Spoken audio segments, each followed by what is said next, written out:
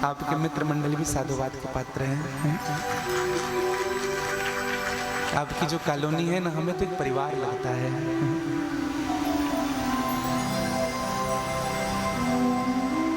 खूब प्रयास हुआ। हाँ। और जब उनकी कृपा हो गई ना तो सब ठहर गए। ये बात पक्की समझिएगा, जीवन में परिश्रम चाहे हम कितना भी करें, कितना भी करें, लेकिन जब तक उनकी कृपा नहीं होती तब तक से जीवन में स्थिरता नहीं आती है। परिश्रम करे कोई कितना भी, लेकिन कृपा के बिना बात बनती नहीं। निराशा निशा नष्ट होती न जब तक, दया भानु जब तक निकलता नहीं।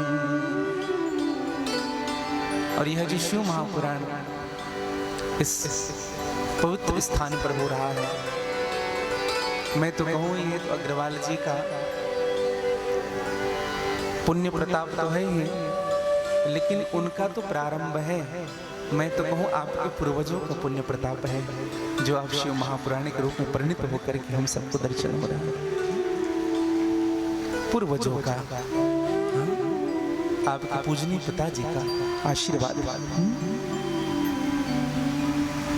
क्योंकि सत्कर्म फलीभूत तभी होते हैं जब हम निरंतर भगवान की सेवा में रत हो। ऐसा नहीं कि एक बार सत्संग कर लिए, सत्कर्म कर लिए, बेलपत्ती चढ़ा दिए, बदल गया जीवन। जब तक किसी कार्य में निरंतरता नहीं आएगी तब तक से जीवन में परिवर्तन नहीं आएगा। जब तक से निरंतरता नहीं होगी, चाहे हम जप में ले, चाहे पूजा में ले, चाहे दान में ले। ऐसा नहीं कि हमने एक बार दान कर दिया हो गया कल्याण। निरंतरता होना चाहिए।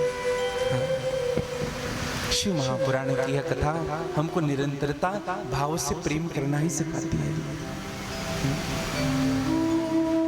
और यह शिव महापुराण क्या है भैया? जीव को स्थिर कर दे, उनके मन को स्थिर कर दे, यही कथा है। हमारे मन की स्थिरता जहां हो जाए। देखो हर व्यक्ति व्यतीत है, कोई तन से दुखी है, कोई मन से दुखी है, तो कोई धन से दुखी है। हर व्यक्ति दुखी है। किसी को रोग लगा हुआ है, परिवार में कोई बीमार है, उसी को सोचते हुए रात में नींद नहीं आ रही। कोई मन से दुखी है। मन से क्यों? लोग मुझे पूछते नहीं, मेरा सम्मान नहीं करते, मुझे बुलाते नहीं। आजकल मैं सबसे दूर हो रहा हूं। मन में सोच सोच करके दुखी हो रही है। और कोई धन से दुखी है। धन से क्या? बगल वाले के पास BMW, हमारे पास नहीं। बगल वाले ने इतनी बड़ी प्रॉपर्टी बना ली, इतना बड़ा बिल्डिंग बना ली, हमारे पास नहीं। यही सोच सोच करके दुखी नहीं। तो भैया सुखी कौन है? कोई तन दुखी, कोई मन दुखी, कोई धन बिन रहते उदास, थोड़े थोड़े सब दुखी। तो सुखी कौन? सुखी राम के दास। सुखी तो वही है जो इनका दास है। और दास शब्द को जब उल्टा करोगे तो सदा बनता है। जो सदा इनसे प्रेम करके रहता है वही सुखी है। सदैव प्रेम करना सीखिए। हाँ, सदैव प्रेम करोगे। और जब सदैव प्रेम करोगे ना, मैंने पहली बात कही, निरंतरता किसी चीज में आ जाए उसी में शांति मिलेगी। हाँ, एक साइंटिफिकली रीजन भी मैं आपको निवेदन करूंगा। किसी शिव जी के मंदिर में आप निरंतर जाना प्रारंभ करिए। ऐसा नहीं कि सोमवार को जल चढ़ाना है, गंगा जल चढ़ाना है। आप निरंतर जाइए, अपना अटेंडेंस दीजिए वहां। एक लोटा जल चढ़ाइए, हाथ जोड़ करके प्रणाम करके आइए। यह क्रिया आपकी निरंतर होनी चाहिए। इनसे होगा क्या? जिनके पास आप निरंतर जाएंगे ना, आपका तो प्रेम होगा ही, परमात्मा का भी प्रेम आपके प्रति बढ़ जाएगा। जिनसे बार बार मिलते रहो, बार बार जिनसे प्रार्थना करते रहो ना चाह कर भी वो आपका ख्याल रखेगा, क्योंकि आपके प्रति उनका प्रेम अनायास बढ़ेगा। आप प्रेशराइज नहीं करोगे। फिर आप जो मन में इच्छा करोगे ना, जो इच्छा करी हो मन माही, शिव प्रताप से दुर्लभ नाहि। जो इच्छा मन में होगी मेरे शिव जी उनको पूर्ण करेंगे। कथा में प्रवेश करेंगे इनके पूर्व एक प्रार्थना के साथ मैं कथा प्रारंभ करूंगा। सबसे ज्यादा विडंबना हमारे जीवन में सुनना, समझिएगा, हम किसी की सुनते नहीं हैं, हम किसी की नहीं सुनते। जीवन में 90% कलह का कारण है नहीं सुनना। पति पत्नी की नहीं सुनता है, पत्नी पति की नहीं सुनता है, बाप बेटे का नहीं सुनता है, पिता पुत्र का नहीं सुनता है, मालिक कर्मचारी का नहीं सुनता है और मालिक की कर्मचारी नहीं सुनता है। सब चीज सुनने और सुनाने के कारण ही है। मैं तो भगवान को सदैव धन्यवाद देता हूँ। भगवान की कथा में 3 घंटे बैठ करके हम कम से कम सुनते तो हैं, सुनना तो सीख जाते हैं। नहीं तो आजकल का आदमी सुनता कम है, बोलना अधिक चाहता है। हाँ, आजकल जब भी किसी व्यक्ति से बात करो ना, तो वह व्यक्ति मन में यही विचार करता है, ये चुप कब हो तो हम कब बोलना शुरू करें। बोलना चाहता है। और मैं तो एक बात सदैव कहूं, अगर हमने सुनना प्रारंभ कर दिया तो हमारे जीवन की 70% समस्या इसे समाप्त हो जाएगी। अगर हम सुनना प्रारंभ कर दें। हाँ? कोई किसी की नहीं सुनता है। कभी कभी भक्त को ही भगवान से शिकायत रहता है कि भगवान भी नहीं सुनते। कब हूं तो दीन दयाल के भनक पड़ेंगे कान। वक्ता कहता है श्रोता नहीं सुनता है, श्रोता कहता है वक्ता नहीं सुनता है। हम सबके जीवन में सुनने और सुनाने की झंझट है। इस सुनने सुनाने की झंझट कब समाप्त होगी? जब हम हृदय से भगवान की कथा को स्वीकार करेंगे। हृदय से। और यह शिव पुराण की कथा हमारे जीवन को परिवर्तित कर सकता है भैया। 7 दिन की कथा अगर हमने स्वीकार कर लिया, समझिएगा, 7 दिन की कथा अगर हमने 10% भी स्वीकार कर ली तो जीवन जीने के लिए 10% भी काफी है। कभी कभी हम 4 घंटे सुनते हैं, 4 मिनट की बात ध्यान में नहीं रहती। हाँ, बढ़िया भजन किया, ताली बजा बजा करके, उनके बाद फिर यहाँ से पंडाल शूट करके गए ना, सब भूल गए। और श्रोता भी 3 प्रकार के होते हैं भैया। एक होता है सरोता। सरोता का मतलब समझते हैं? कथा में बैठे तो तर्क लेकर के बैठता है। हाँ, तर्क वितर्क करते रहता है। दूसरा होता है सोता। सोता को कथा प्रारंभ हुई, टिकने की जगह मिली, आंख बंद हुआ, निद्रा देवी का आह्वान हुआ और आंख खुली नहीं। और तीसरा होता है श्रोता, जो भगवान की कथा को एकाग्र भाव से सुने। कई प्रकार के लोग मिलेंगे इस दुनिया में कथा सुनने वाले। कई लोग तो कथा सुनने आते हैं, कई लोग संगीत सुनने आते हैं, कोई कोई तो पंडाल देखने आता है, कोई कोई तो प्रसाद देखने आता है, प्रसाद क्या बट रही है। कई लोग तो ये देखने आएंगे अग्रवाल जी आयोजन कैसा कर रहे हैं।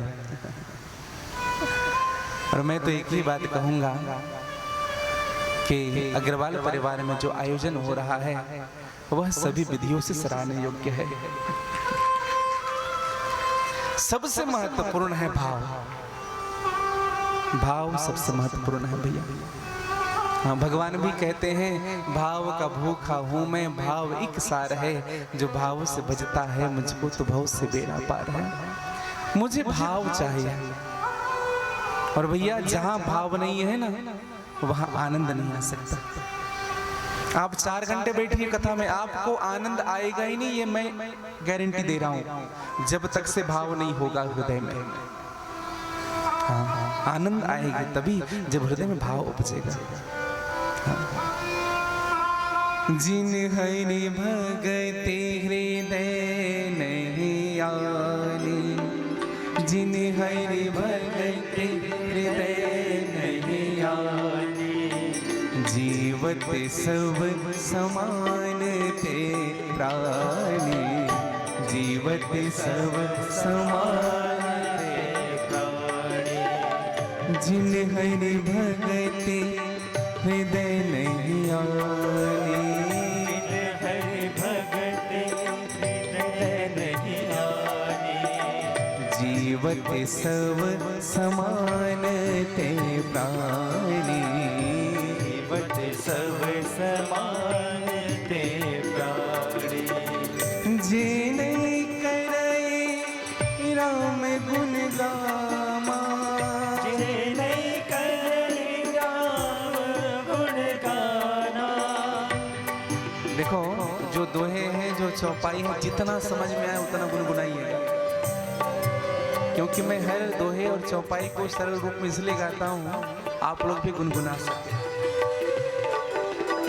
जी नहीं करे राम गुण गामा, जे नहीं करे राम गुण गाना, जी सोदा दुरे जीभ समाना, जी सोदा दुरे जीव समान। हो नयन ही संत दरस नहीं देखा, नयन ही संत दरस नहीं देखा, लोचन मोर पंख असने का, लोचन मोर पंख असले था, लोचन मोर पंख असने था, लोचन मोर पंख असले था।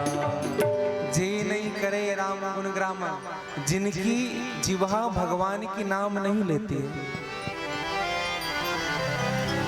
उनका जिह्वा क्या है बता, जी है सो दादुर जीव समाना। दादुर का अर्थ समझते हैं आप लोग? दादुर किसे कहते हैं? दादुर, दादुर शब्द का अर्थ क्या होता है? एक होता है मेंढक, ध्यान से सुनिएगा, एक होता है मेंढक। आप बरसात के दिनों में देखेंगे किसी नली के पास से गुजर जाओ तो टर टर टर टर करते रहते हैं, चिल्लाते रहता है। अच्छा विचार करिएगा, कोई मेंढक क्या वो सुनता है क्या जाकर के? कितना बढ़िया बोल रहा है, कितना अच्छा लग रहा है, कोई ध्यान नहीं देता। बस वैसे ही जिनकी जिह्वा भगवान के नाम नहीं लेती ना, वह व्यक्ति जीवन भर बड़बड़ाते रहता है, न परिवार में न समाज में कोई उनकी कदर करता है, न उनकी बात सुनता है। और दूसरे दादुर का मतलब होता है चमगादड़। आपने चमगादड़ देखा होगा, है ना? चमगादड़ देखा? चमगादड़ उल्टा रहता है कि सीधा? लटकता कैसे है? सीधा कि उल्टा? उल्टा लटकता है। हाँ, नहीं तो देखिए कई लोग सीधा बोल रहे हैं, हमने कहा आपने देखा नहीं?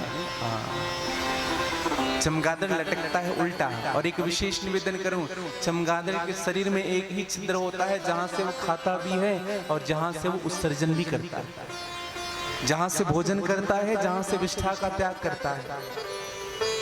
जो भगवान की कथा को गाता नहीं है, उनकी जिह्वा चमगादड़ की जिह्वा है। अब भैया हम नहीं कह रहे अपने मन से, शास्त्र कह रहा है। हाँ, बताओ कितना मैला है जीव हमारा। जीव सोदा दुर जीव समान। और जो ये कह देना भैया कथा श्रवण करने आए हुए हैं,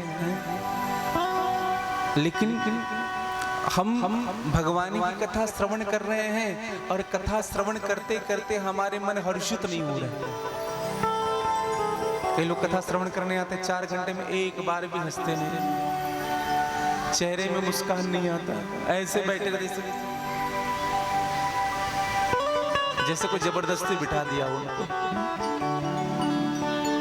और बोल के भेजा वो हंसना मना है। हाँ। हंसोगे तो पेनाल्टी लगेगी। तो कुछ लोग आनंद भी नहीं लेते। एक जगह कथा हो रही थी, नाम नहीं बताएंगे क्योंकि प्रसारण चल रहा है, वो व्यक्ति सुनेगा उनको बुरा लगेगा। सामने में बैठे हुए थे व्यक्ति और कथा सुन रहे ऐसे। हमने कहा क्या हो गया इनको, कितनी भी अच्छी बात कहे चेहरे में मुस्कान नहीं होती थी। फिर बाद में पता चला वो मंडी के अध्यक्ष थे। हाँ। अगल बगल कुछ लोग थे। आवाज साफ नहीं आ रहा है, थोड़ा आवाज बढ़ा ना बेटा।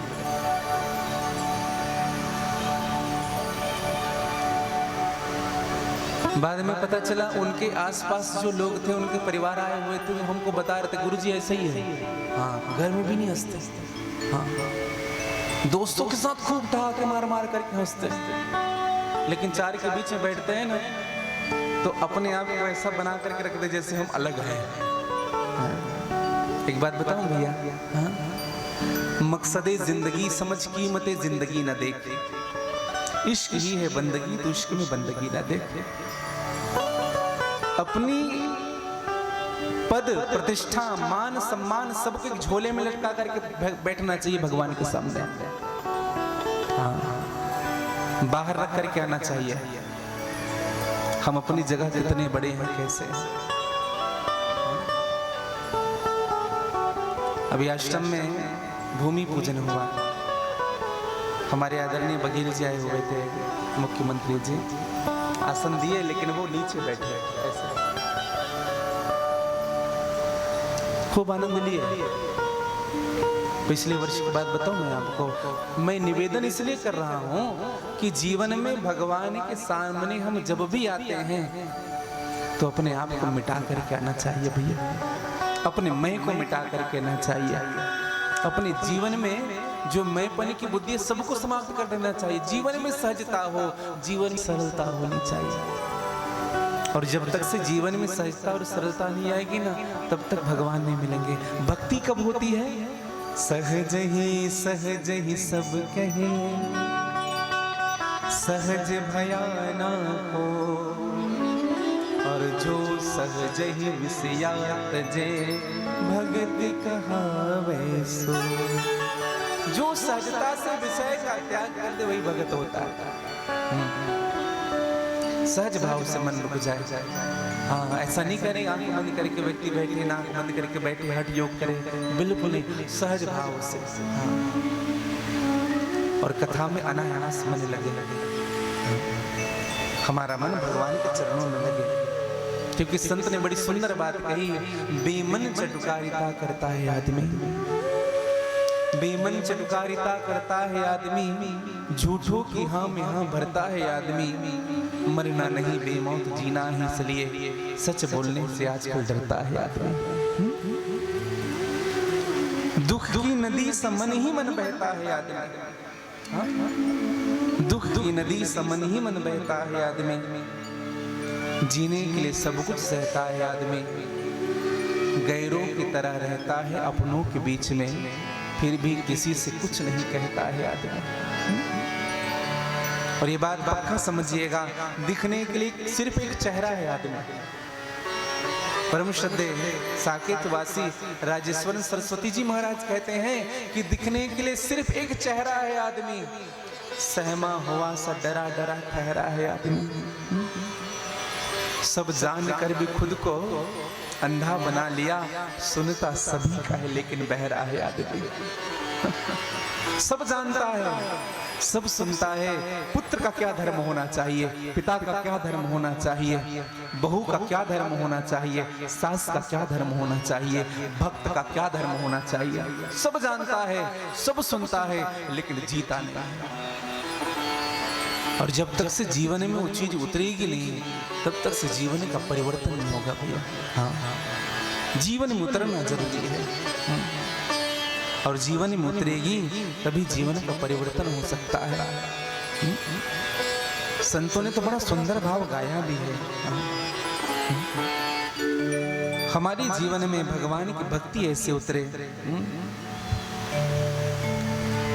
और हमारा जीवन कैसा हो, किसी के काम जो आए उसे इंसान कहते हैं, किसी के काम जो आए उसे इंसान कहते हैं, किसी के काम जो आए उसे इंसान कहते हैं, पराए दर्द अपनाए उसे इंसान कहते हैं, पराए दर्द अपनाए उसे इंसान कहते हैं, किसी के काम जो आए उसे इंसान कहते हैं, किसी के काम जो आए उसे इंसान कहते हैं। एक बड़ी सुंदर भाव गाई गई है। कभी धनवान है कितना, कभी इंसान है निर्धन, कभी धनवान है कितना, कभी इंसान है निर्धन। देखो कभी कभी हम बहुत धनवान हो जाते हैं और कभी कुछ नहीं रहता। दोनों स्थिति में, दोनों कंडीशन में, कभी धनवान है कितना, कभी इंसान है निर्धन। इसलिए संत ने बड़ी सुंदर बात कही, जो दुख में भी न घबराए, जो दुख में भी न घबराए उसे इंसान कहते हैं, जो दुख में भी न घबराए उसे इंसान कहते हैं, ओ पराए दर्द अपनाए उसे इंसान कहते हैं, पराए दर्द अपनाए उसे इंसान कहते हैं। गाली जी का थोड़े आनंद से जय हो।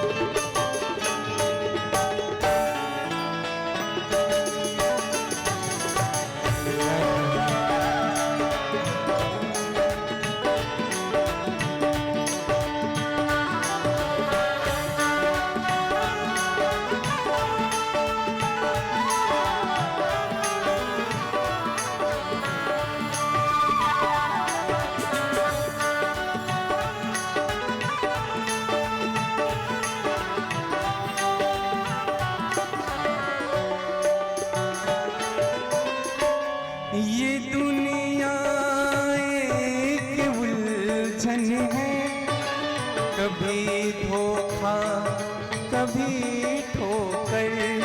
ये दुनिया एक उलझन है, कभी धोखा कभी ठोकर। कोई हंस हंस के जीता है, कोई जीता है रो रो कर। कोई हंस हंस के जीता है, कोई जीता है रो रो कर।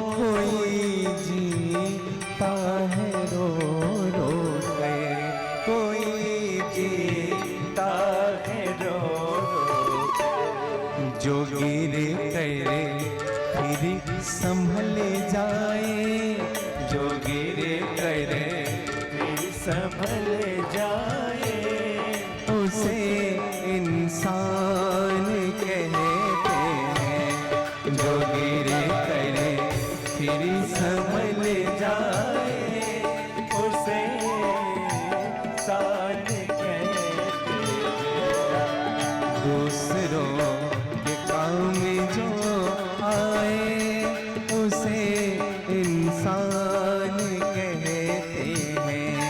किसी के काम जो आए, उसे इंसान कहते हैं। उसे इंसान कहते हैं। उसे इंसान कहते हैं। पराए दर्द अपनाए उसे इंसान कहते हैं। बोलिए भक्त वत्सल भगवान की जय। आज सूत जी महाराज से सौनक आदि ऋषियों ने हाथ जोड़ करके प्रश्न किया। शिव पुराण के यह प्रथम प्रश्न है भैया, और इस प्रश्न को श्रवण करके सूत जी महाराज ने सबको इनका उत्तर दिया, और उत्तर ही संपूर्ण शिव पुराण है। हाँ। प्रश्न क्या किया गया? भक्ति ज्ञान विरागातो विवेको वर्धते महान, माया मोह निराश्चाश्च वैष्णवे क्रियते कथम। भक्ति ज्ञान विरागातो, भागवत जी का भी भाव है। ज्ञान भक्ति और वैराग्य से वृद्धि होने वाले विवेक कैसे प्राप्त हो? विचार करिएगा। ज्ञान अलग है, भक्ति अलग है, वैराग्य अलग है और विवेक अलग है। फिर विवेक हो जाता है, कोई जरूरी नहीं है। विवेकी का मतलब होता है जीना, हाँ। और ज्ञानी का मतलब होता है कहना। जानते तो बहुत कुछ है, जानते सब कुछ है, लेकिन जीते नहीं है। हनुमान जी महाराज कौन है? विद्वान है, विद्वान है कि नहीं? लेकिन हम आप सबसे निवेदन करें, हनुमान जी विद्वान नहीं है, बोले हनुमान जी विद्यावान है। हाँ, हनुमान जी जानते ही नहीं है, वो जीते भी हैं। हाँ, विद्यावान गुणी अति चातुर राम काज करिबै गवातुर। विद्वान नहीं भैया, विद्यावान है हनुमान जी। इसलिए निवेदन करो, ज्ञान से भी जब हम आगे बढ़ते हैं तो विवेक की प्राप्ति होती है, भक्ति से भी जब आगे बढ़ते हैं तो विवेक की प्राप्ति होती है, और वैराग्य में भी जब हमारी अधिकता आती है तब विवेक जागता है। विवेक, और विवेक आएगा कहां से? बिनु सत्संग विवेक न होई, राम कृपा बिनु सुलभ न सोई। बिना सत्संग के विवेक नहीं जगेगा। जैसे हमको एक कपड़ा दे दिया जाए और उनको बताया जाए इनको बांधते हैं, बांधना है। एक बड़ा सा साफा दे दिया, कहेंगे बांधना है। अगर हमें पता नहीं होगा तो क्या करेंगे? पैर में घुमा लेंगे, हाथ में घुमा लेंगे, कमर में बांध लेंगे। लेकिन जब कोई बताने वाला होगा नहीं, ये साफा सर में लगाया जाता है, सर में बांधा जाता है, इनकी शोभा बढ़ जाती है। यह है ज्ञान। वस्तु तो है हमारे पास, लेकिन ज्ञान नहीं है। अच्छा, ज्ञान भी कभी कभी हो जाता है, लेकिन विवेक नहीं हो पाता जीवन में। अरे विवेक आ जाए, ये जीवन का सबसे बड़ा उपलब्धि है भैया। कभी कभी लोग बहुत पढ़े लिख कर भी ये पता नहीं कि बोलना क्या है। रिकेश है, कभी पता नहीं रहता है। लोग पढ़ लिख लेते हैं, एमफिल पीएचडी कर लेते हैं, लेकिन बोलते ऐसे हैं कि कोई पास में रहना पसंद नहीं करता। खूब पढ़ लिख लेते हैं, लेकिन कोई अंगूठा छाप भी आपसे ऐसे बात करेगा, ऐसा लगता है कि यही मेरा अपना। तो ज्ञान से विवेक का जागरण होना, ये कथा की पवित्रता है और यही कथा की सार्थकता है। और मैं आप सबसे पहले भी निवेदन किया था, बिनु सत्संग विवेक न होए, बिना सत्संग के विवेक नहीं होगा। और भैया ये सत्संग कैसे होता है? राम कृपा बिनु सुलभ न सोई, बिना भगवान की कृपा के नहीं हो सकती। ये कृपा ही है। आज हाथ जोड़ करके प्रश्न किया और इन सभी प्रश्नों का उत्तर देने के लिए सूत जी महाराज ने बड़ी सुंदर बात कही। सूत जी महाराज कहते हैं, धन्यवाद आप सबको, आप सबने मुझसे प्रश्न किया और आप सबकी बुद्धि इतनी श्रेष्ठ हो गई है कि आप सबको मैं भगवान शिव की कथाओं से सुनाऊंगा। देखो भैया, जो जिज्ञासु होता है ना, जो श्रवण करने वाला होता है, उन्हीं के सामने कहना अच्छा लगता है, सुनाना अच्छा लगता है। आप जब घर में जब चर्चा करते हो ना, तो अगर आपकी कोई बात सुनने वाले हैं तभी आपको कहना अच्छा लगेगा। अगर घर में आप बड़बड़ा रहे हैं, ना पत्नी सुन रही है, ना बच्चे सुन रहे हैं, ना परिवार वाले सुन रहे हैं, आप केवल बड़बड़ाए जा रहे हैं, तो ऐसा लगेगा मैं क्यों बोल रहा हूं। तो सुनना, तो आज सूत जी महाराज बड़े खुश हुए और सूत जी महाराज कहने लगे, केवल इस शिव पुराण के पढ़ने से ही हमारे कई जन्म के पाप समाप्त हो जाते हैं, केवल पढ़ने मात्र से। और एक एक अक्षर अगर हमारे कान में प्रवेश कर रहा है, शिव पुराण कहता है, अगर शिव पुराण का एक एक शब्द अगर हमारे कान में प्रवेश कर रहा है, उस व्यक्ति को नरक की यातना नहीं मिलती है भैया। नरक नहीं मिलेगा उनको, ये तो पक्की गारंटी है। आप लोग यहाँ करके बैठ गए हैं ना, ये विचार कर लीजिए हम नरक नहीं जाएंगे, चाहे जो हो, नरक नहीं जाएंगे। इस पुराण को आधी घड़ी भी जो श्रवण कर लेता है, उनकी कभी दुर्गति नहीं होती। अच्छा, लोग कहते हैं ना, बोले स्वर्ग और नरक ऊपर है, ये सब फालतू की बातें हैं। लोग कहते हैं ना, मरने के बाद मुक्ति होती है, सब फालतू की बातें हैं। मरने के बाद मुक्ति उक्ति नहीं होती, मरने के बाद केवल 10 गात्र 13वीं होता है। हाँ, कोई मुक्ति उक्ति नहीं होती है। जो जीते जी मुक्त नहीं हो पाया, मरने के बाद क्या खाक मुक्त होगा, देवता बन जाएगा वो? जीते जी पाप करता रहा, मर गया, बिल्कुल गलत सोच रहे हैं। मरने का आशय क्या भैया? मुक्ति का आशय क्या? बोले मोह छय इति मोक्षः। जीते जी भी किसी भी वस्तु को प्राप्त करने की इच्छा ना हो, मोह ना हो, अगर हम इन सब से परे हो गए, इन सब से दूर हो गए, तो हम मुक्त हो गए। हाँ, और जो मुक्त होता है ना, वह भी भगवान की कथा से प्रेम करता है। जीवन मुक्त महामुनि जेऊ, हरि गुण सुनहि निरंतर तेऊ। जो जीवन से मुक्त हो जाता है, वह भी भगवान की कथा निरंतर सुनता है। सूत जी महाराज कहने लगे कि शिव महापुराण में 7 संहिताएं हैं, इसमें 24,000 श्लोक हैं। 7 संहिताएं कौन कौन से हैं? विश्वेश्वर संहिता, रुद्र संहिता, सत रुद्र संहिता, कोटि संहिता, उमा संहिता, कैलाश संहिता और वायु संहिता। संहिता का आशय क्या?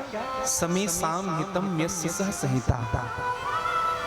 जो सभी के हित के लिए जो बात कही जाए वही संहिता है। इंडिविजुअल किसी के लिए नहीं, सबके लिए। शिव महापुराण सबके लिए हो रही है कि नहीं? कराने वाले तो अग्रवाल परिवार, लेकिन भगीरथी ने तो अपने परिवार के लिए गंगा लाया था, लाए थे कि नहीं? 60,000 उनके जो भस्म हुए उनके परिवार थे, उन्हीं के लिए गंगा लाया। लेकिन उस गंगा में आज हम सब तर रहे हैं, सकल लोग जग पावनी गंगा। यही भाव हम सबके जीवन में है भैया।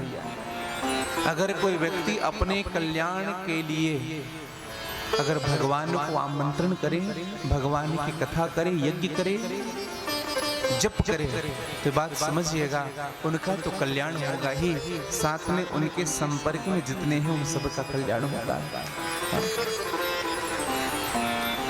एके नापि सुविक्षेण पुष्पितेन सुगंधिता, एके नापि सुरुक्षेण पुष्पितेन सुगंधिता वासितम तद्वानाम सर्वेषु पुत्रेण कुलम यथा। एक ही चंदन का पुष्प पूरे वन को सुगंधित कर देता है। एक भी चंदन का पुष्प हो जाए ना तो अगल बगल जो कचरे हैं ना वो भी चंदन के मूल बिक जाते हैं। एक ही चंदन का पुष्प पूरे वन को सुगंधित कर देता है। उसी प्रकार से अगर परिवार में, समाज में एक योग्य व्यक्ति हो जाए, भगवान का भगत हो जाए, तो पूरा कुल धन्य हो जाता है भैया। एक व्यक्ति।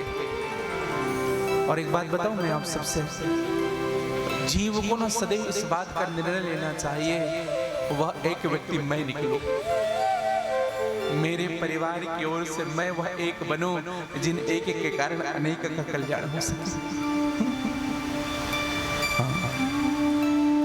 एक मैं निकलूं।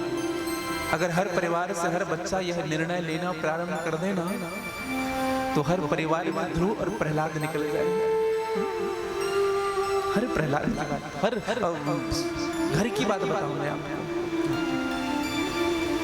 निर्णय लेना पड़ेगा हमें। शिव महापुराण श्रवण करने का फल बताया गया है, ध्यान से सुनिएगा। जो शिव महापुराण श्रवण करता है सहस्त्र अश्वमेध यज्ञ। अश्वमेध यज्ञ का मतलब क्या होता है? अश्व अर्थात घोड़ा। अश्वमेध यज्ञ करने के बाद ना ऐसे नियम है, हमने सुना संतों से कि घोड़े के मस्तक को काट दिया जाता है, और जब यज्ञ पूर्ण होता है ना तो घोड़ा खुद ब खुद जिंदा हो जाता है। यज्ञ में इतनी सामर्थ्य होती है, मंत्र में इतनी सामर्थ्य होती है। तो मैं आप सबसे निवेदन कर रहा था, 100 अश्वमेध यज्ञ, 100 वाजपेयी यज्ञ, इनको भी अगर तराजू के एक पलड़े में रख दिया जाए तो भी शिव महापुराण की 16वीं कला की बराबरी नहीं कर सकते। शिव महापुराण की 16वीं कला।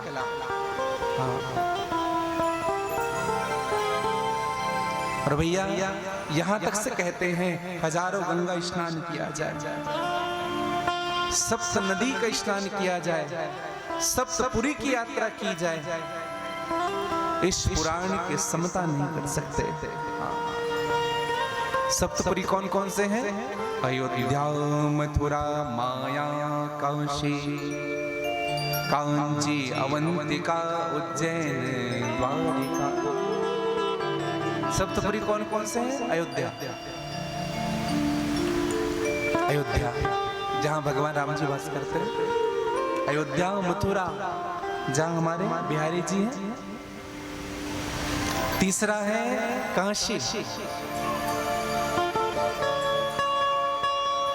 बोले विश्वनाथ भगवान की जय।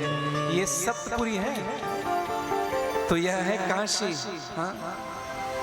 फिर अवंतिका, अवंतिका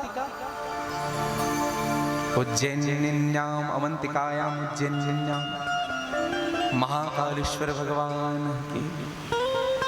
कितने हुए? 4 हुए। कांची,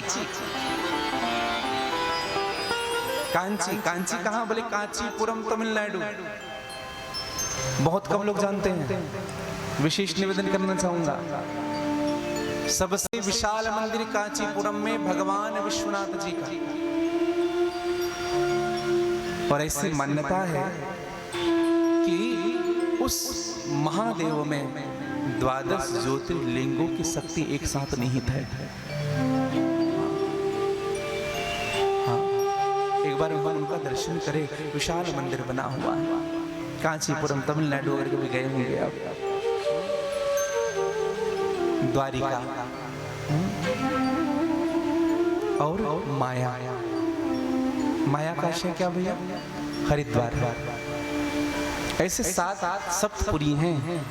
तो सप्तपुरी अगर हम 100 बार सप्तपुरियों में भी जाकर के अगर आ जाएं और एक बार शिव महापुराण की सन्निधि में आकर के बैठ जाएं भैया, तो इन सप्तपुरियों में जो जाने से जो फल मिलता है वह एक बार शिव महापुराण की सन्निधि में बैठने से प्राप्त होता है। बोले शिव महापुराण की जय। शिव महापुराण हमारे जीवन के महापाप को भी समाप्त कर देता है। जीवन में कई प्रकार के पाप हैं भैया। अच्छा, पाप उपजता कहां से? मद से। पाप उपजता है मद से। मन से तो उपजता है, लेकिन मद से। पाप कब होता है पता है? जब हम ओवर कॉन्फिडेंस करने लगते हैं, हाँ, तब पाप होता है। हमारा कोई कुछ नहीं बिगाड़ सकता, हुआ पाप। अच्छा, मद भी 4 प्रकार के होते हैं। कौन कौन से? यौवन मद, जो अवस्था में है यौवन मद है। दूसरा होता है पद मद, किसी पद पर बैठ गए, विधायक बन गए, सांसद बन गए, मुख्यमंत्री बन गए, पद मिल गया है। तीसरा है अर्थ मद, संपत्ति मिल गई थोड़ी बहुत। और चौथा है ज्ञान मद। 4 मद व्यक्ति को ले डूबता है। और एक और सुंदर बड़ी बात कही गई है, ये 4 साधन है जो हमको बिगड़ने देता है, बिगड़ने से रोक नहीं सकता व्यक्ति। 4 अगर चीजें आपके जीवन में है, कौन कौन सी चीज? पहला है रूप, रूप, यौवन, संपत्ति और प्रभुता। अगर आपके जीवन में रूप है, कई लोग सुंदर होते हैं, उसी का भी कोई युवावस्था को प्राप्त कर गए हैं, किसी प्रकार की बीमारी नहीं है, हमारा कौन क्या बिगाड़ लेगा। संपत्ति मिल गई थोड़ी अधिक, और भैया प्रभुता मिल गई हो, कोई पद प्रतिष्ठा मिल गई हो, ये सारी चीजें मिल गई हो, अगर एक ना मिला है ना भैया, तो ये चारों मिलना नहीं मिलने के बराबर है। बोले क्या? विवेक अगर जीवन में नहीं है, पद का यूज कैसे करना है, पद का उपयोग कैसे करना है, विवेक बताएगा आपको। धन का उपयोग कैसे करना है, ये विवेक बताएगा। ज्ञान का उपयोग कैसे करना है, ये विवेक बताएगा। और आप युवा अवस्था है, क्या क्या कर सकते हैं, यह विवेक होनी चाहिए आपके जीवन में। और अगर ये विवेक आ जाए ना, तो सब चीज बन जाएगा। और मैं बार बार इसी बात को कह रहा हूं, बिनु सत्संग विवेक न हो। बिना सत्संग के विवेक नहीं हो सकता। हाँ। और शिव महापुराण की बड़ी सुंदर एक कथा बताई गई। किरात नगर में देवराज नामक एक ब्राह्मण हुआ करता था। वह ब्राह्मण संध्याहीन था। हाँ। कभी संध्या नहीं करता था, कभी गायत्री नहीं करते थे, स्नान भी नहीं करता था। जो उन पर विश्वास करे ना, उनसे विश्वासघात करता था। एक बात बोलूं आप सबसे, सब करना जीवन में, लेकिन कोई आप पर भरोसा करे ना, तो भरोसा कभी मत तोड़ना। जो व्यक्ति आंख बंद करे आप पर भरोसा करता है ना, उनकी भरोसा कभी मत तोड़ना। हाँ, इससे बड़ा अपराध और अधर्म कभी नहीं होता है भैया जीवन में। कोई व्यक्ति ब्लाइंड आप पर भरोसा करता है, आंख बंद करके विश्वास करता है, ये ऐसा नहीं करेगा, तो जीवन में कोशिश करना उस व्यक्ति के भरोसे पर खरे उतरे रहना। हाँ, अगर आपने उनका भरोसा तोड़ दिया, आप भले ही उनके भरोसे तोड़ देंगे, कुछ समय के लिए अच्छा लगेगा, लेकिन आप उस व्यक्ति को खो देंगे जो तुमसे बहुत प्रेम करता था। हाँ, हाँ। और यह जो विप्र था, यह जो ब्राह्मण था, विश्वास जनों का भरोसा तोड़ता था। हाँ? ब्राह्मण का अपमान करना, क्षत्रिय का अपमान करना, वैश्य का अपमान करना, हाँ? निरंतर दूसरे के धन को हड़पने वाला था। एक बार यही ब्राह्मण एक बार तालाब गया स्नान करने के लिए। एक दैक तड़ागे स्थातुतं यातो महीसुरः वैश्या शोभावती नाम दृष्ट्वा तत्राविहीनः लः। एक बार यही ब्राह्मण तालाब में स्नान करने के लिए तो देखा क्या तालाब में एक वैश्या स्नान कर रही है, शोभावती नाम की वैश्या। ब्राह्मण का मन बदल गया भैया। हाँ। मन कैसे बदला? देखा उस वैश्या को और देखा क्या उनके वल्कल अच्छे नहीं है। हाँ, बदन खुले हुए हैं। ब्राह्मण उन संत का मन बदल गया। हाँ। एक बात बताऊं आपको, हमारी जो दृष्टि होती है ना, ये बहुत कुछ कहता है। जिस व्यक्ति की दृष्टि बदल जाए उनकी सृष्टि भी बदल जाएगी। हाँ। पाप का जो पिताजी होते हैं ना, पाप को जो जन्म देने वाले जो होते हैं, यह लोभ होता है और लोभ आंखों के द्वारा ही प्रवेश करता है। हाँ।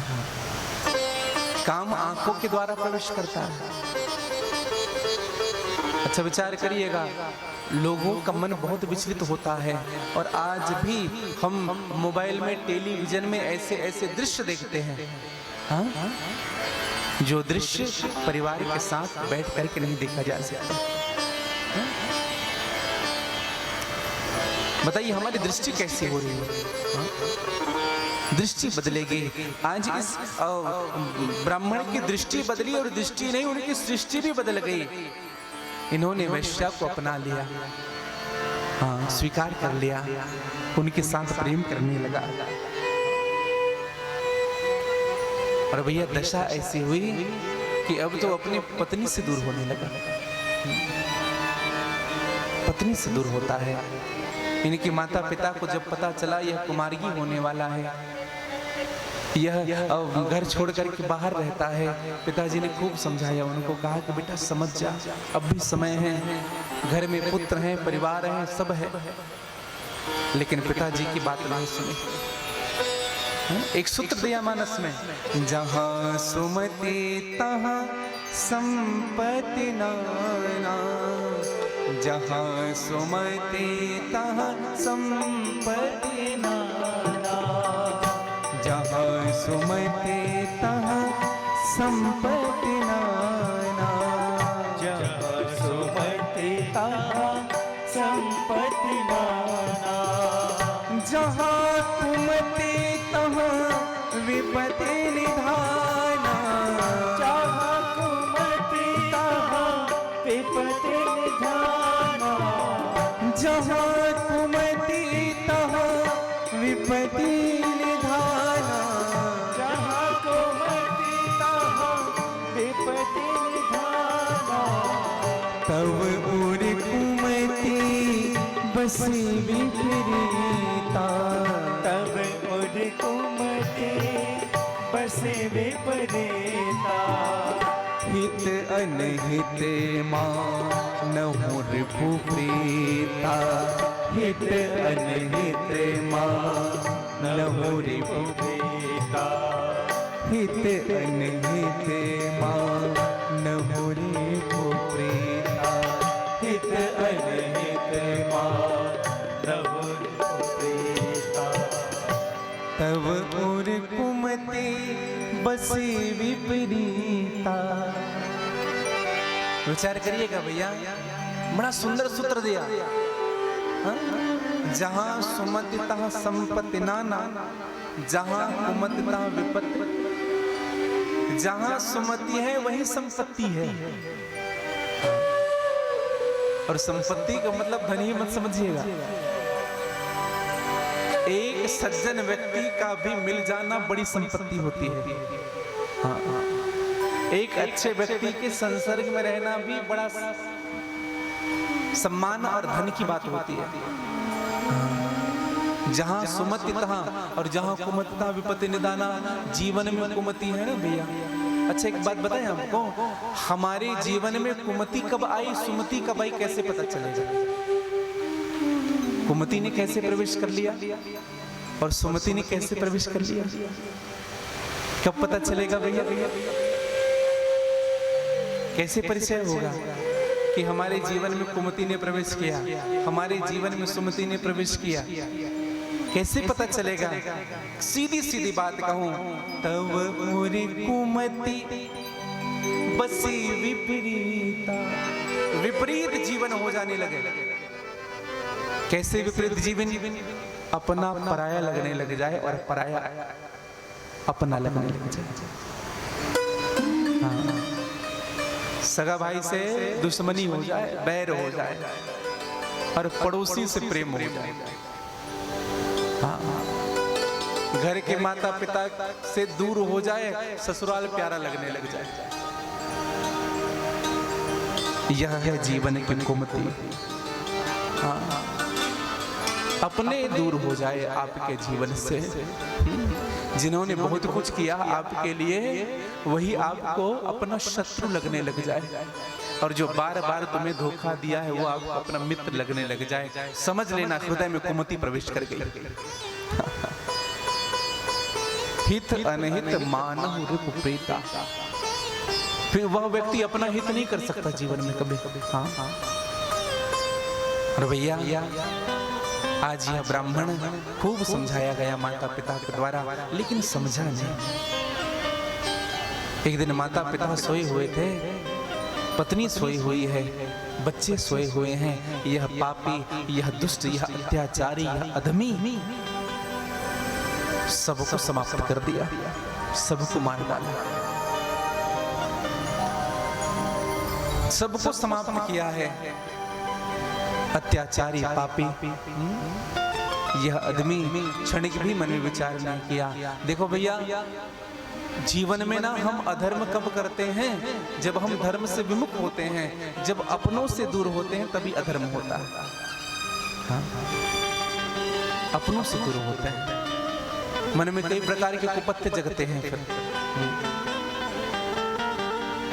आज यह ब्राह्मण अब तो अकेला पड़ गया। परम स्वतंत्र सिर पर नहीं को, परम स्वतंत्र हुआ। और एक विशेष निवेदन करूं आप सबसे, जो व्यक्ति अकेला रहना पसंद करता है वह व्यक्ति सबसे बड़ा धर्मी होता है। हाँ, हाँ। जिस व्यक्ति को परिवार अच्छा नहीं लगता ना, हाँ, हाँ। 4-5 दिन हुई शादी हुई, घर परिवार से अलग हो गए, समझ लेना। हाँ। कई ऐसे होते हैं जो आपके घर आएंगे, कई बहुएं ऐसी होती है जो आपके घर आएंगे, बिखरे हुए परिवार को समेट करके रख देंगे। और कुछ ऐसे होते हैं, देखो भैया, आप अकेले रहिए, लेकिन अकेले रह करके भगवान का नाम लेना है। लेकिन भगवान के नाम लेने से हमको सीख क्या मिलती है? बोले परिवार को संयुक्त रखना है। हाँ, हाँ।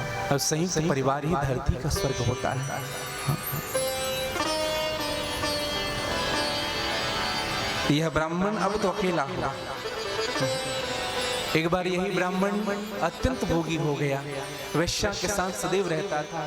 धीरे धीरे करके शरीर जीर्ण शीर्ण होने लगा। एक दिन यही ब्राह्मण प्रतिष्ठानपुर गया, और प्रतिष्ठानपुर में एक शिवालय में प्रवेश किया। शिवालय में गए तो भगवान शिव जी विराजमान हैं। कर्पूर गौरम करुणावतारम संसार सारम भुजगेंद्रहारम। भगवान का स्वरूप देखा, भगवान के शिवलिंग को देखा है। और भाग्य से उसी मंदिर में एक ब्राह्मण देवता शिव पुराणी की कथा कह रहे थे। वह ब्राह्मण अनायास गया और कुछ समय के लिए बैठा, और भैया बैठा ही नहीं, बैठते ही उस ब्राह्मण का मन लग गया भगवान की कथा में। देखो, भगवान की कथा में अगर हमारा मन शुद्ध है, चित्त शुद्ध है, तो आप बैठेंगे तो भगवान से अनायास आपका प्रेम हो ही जाएगा। हाँ, इनके लिए खुद को शुद्ध रखना पड़ेगा बस। हाँ। ये चुंबक है भैया, मैग्नेट है भगवान की कथा। जो भगत होता है ना, वो खींचा चलाता है। हाँ। चुंबक की तरह खींचता है हमारे मन को, हमारे प्राण को, हमारी बुद्धि को, हमारे चित्त को। और केवल खींचता नहीं है, हाँ, वो चिपका लेता है। फिर एक बार इनका रंग चढ़ा, फिर चाह कर भी आप इससे दूर नहीं हो पाओगे। एक बार जो रंग चढ़ा, एक बार हमारे जीवन में भगवान शिव की कथा का रंग चढ़ जाए। इन्होंने भगवान शिव की कथा सुनी और कथा सुनते सुनते ना ब्राह्मण रोने लगा। अब आप कहेंगे महाराज ये ब्राह्मण रो क्यों रहा था? बोले कथा के प्रभाव के कारण, क्योंकि कथा में ऐसी ऐसी बात बताई जा रही थी, जो अपने माता पिता को कष्ट देता है वह सबसे बड़ा अधर्मी होता है, नरक जाता है। उस व्यक्ति को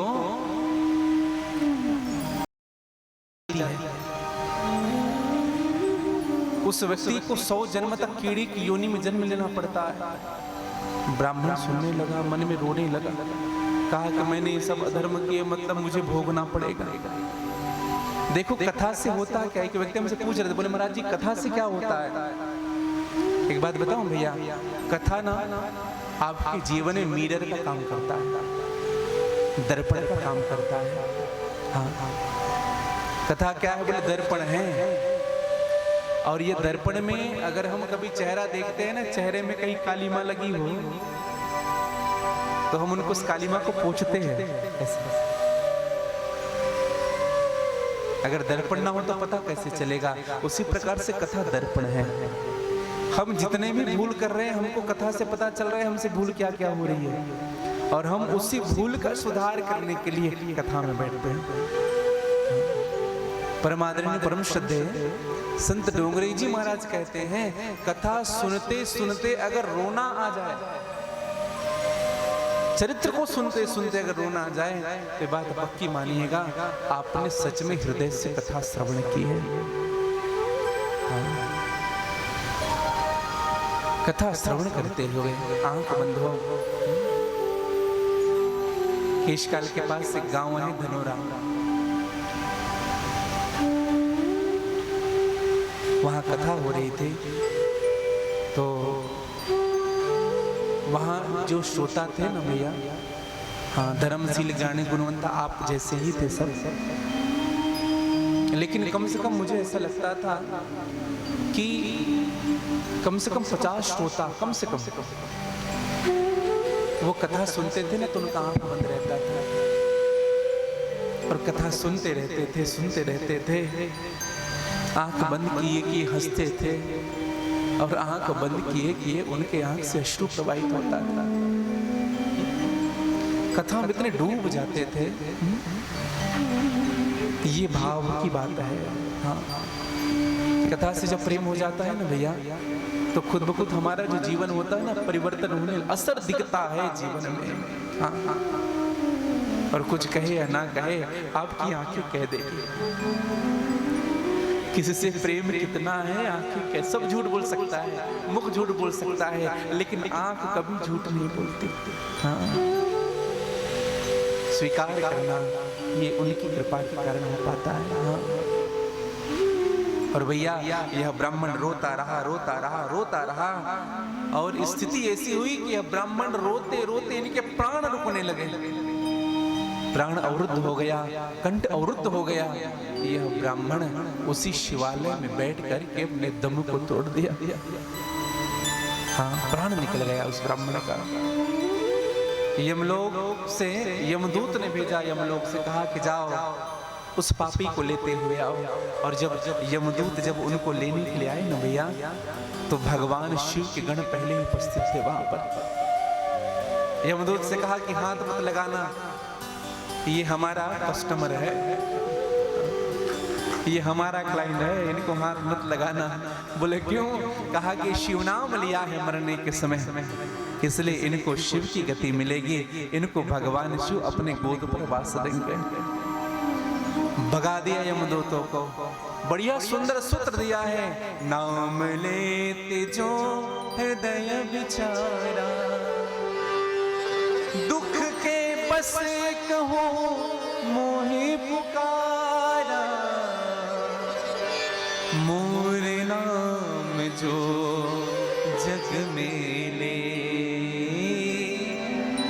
ताहि त्रास यमराज न दे। जो भगवान शिव कहते जो मेरा नाम ले लेता है उनको यमराज भी त्रास नहीं दे सकते। एक बार जो शिव कहते हैं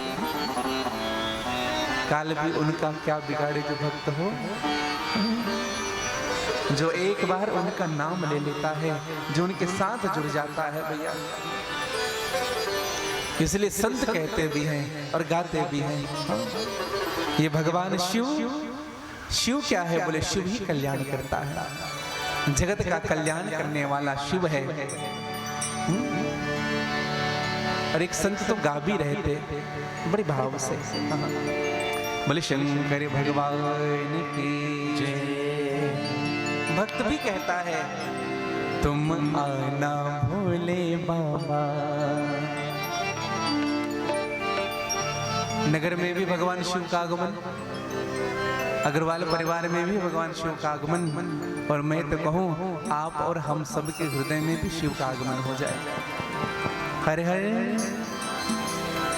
तुम आना भोले बाबा मेरे मकान में, तेरा डमरू डम डम बाजे सारे जहान में।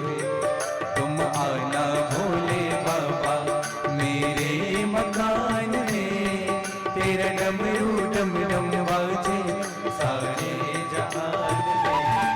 तुम आना भोले बाबा, तुम आना भोले बाबा मेरे मकान में, तेरा डमरू डम डम बाजे सारे जहान में। तुम आना भोले बाबा मेरे मकान में, तेरा डमरू डम डम बाजे सारे जहान में। ओ तुम आना भोले बाबा।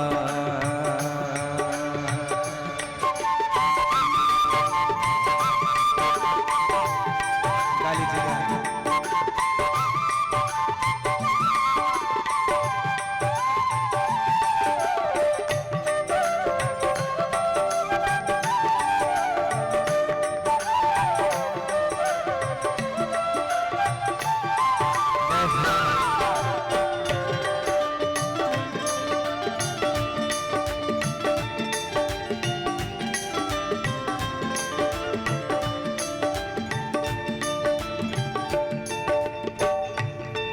तुम पार्वती को लाना, संग में गौरी जी को लाना। तुम पार्वती को लाना, तुम गौरी जी को लाना। तुम पार्वती को लाना, संग में गौरी जी को लाना। तुम पार्वती को लाना, तुम गौरी जी को लाना। ओ मेरे मकान में तेरे डमरू डम डम बाजे सारे जहान में। तुम आना भोले बाबा मेरे मकान में, तेरा डमरू डम डम बाजे सारे जहान में। तुम आना भोले बाबा। गाली जगह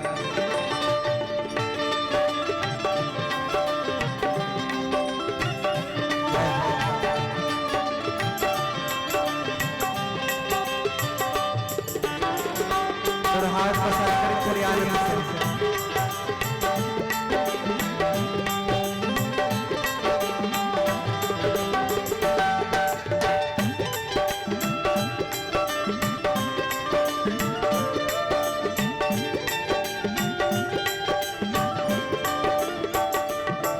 तुम राम जी को लाना, संग में सीता जी को लाना। तुम राम जी को लाना, तुम सीता जी को लाना। तुम राम जी को लाना, संग में सीता जी को लाना। तुम राम जी को लाना, तुम सीता जी को लाना। मेरे मकान में तेरे डमरू डम डम बाजे सारे जहान। तुम आना भोले बाबा मेरे मकान में, तेरा डमरू डम डम बाजे सारे जहान में। तुम आना भोले बाबा।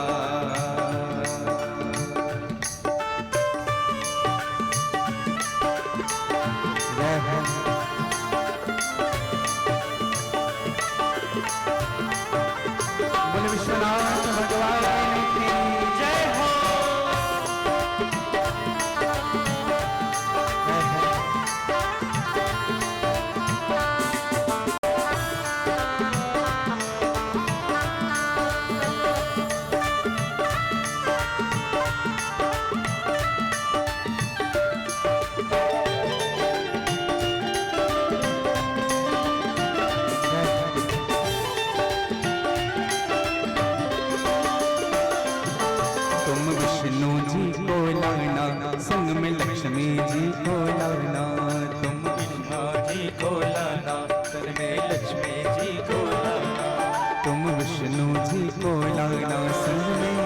लक्ष्मी जी को लाना, तुम विष्णु जी को लाना, सन में लक्ष्मी जी को लाना।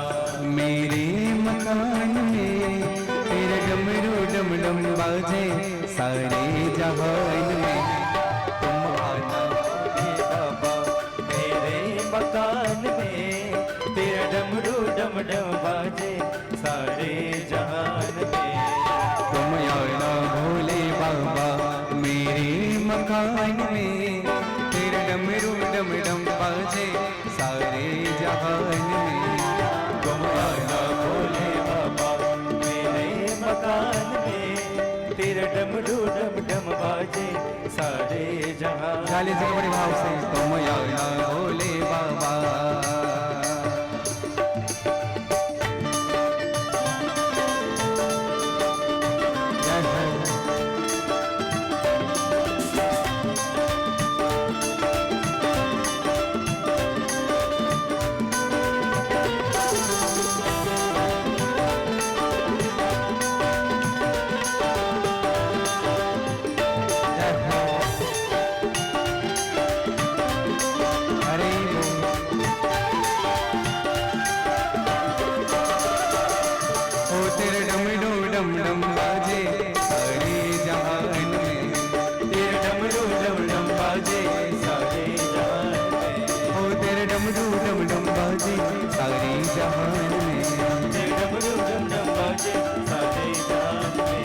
तुम आना भोले बाबा, तुम आना भोले, तुम आना भोले बाबा, आना भोले बाबा मेरे मकान में तेरा डमरू डम डम बाजे सारे जहान में।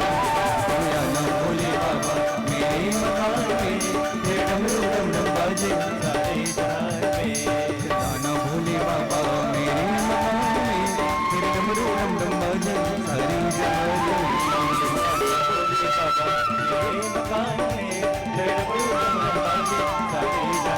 हो तेरा डमरू डम डम बाजे सारे जहान में। ओ तेरा डमरू डम डम बाजे सारे जहान में। तेरा डमरू डम डम बाजे सारे जहान में। बोले विश्वनाथ भगवान की तुम आना भोले बाबा मेरे मकान। अच्छा हमें तो लगता है कई लोग तो नहीं चाह रहे हैं कि भगवान घर में है, इसलिए चुप बैठे। आ जाओ पड़ोसी के घर में, ये बोल रही नहीं कि घर यार। अरे बोल लीजिए तुम आना भोले बाबा मेरे मकान में, तेरा डमरू डम डम बाजे सारे जहान में। तुम आना भोले बाबा, तुम आना भोले में। तेरा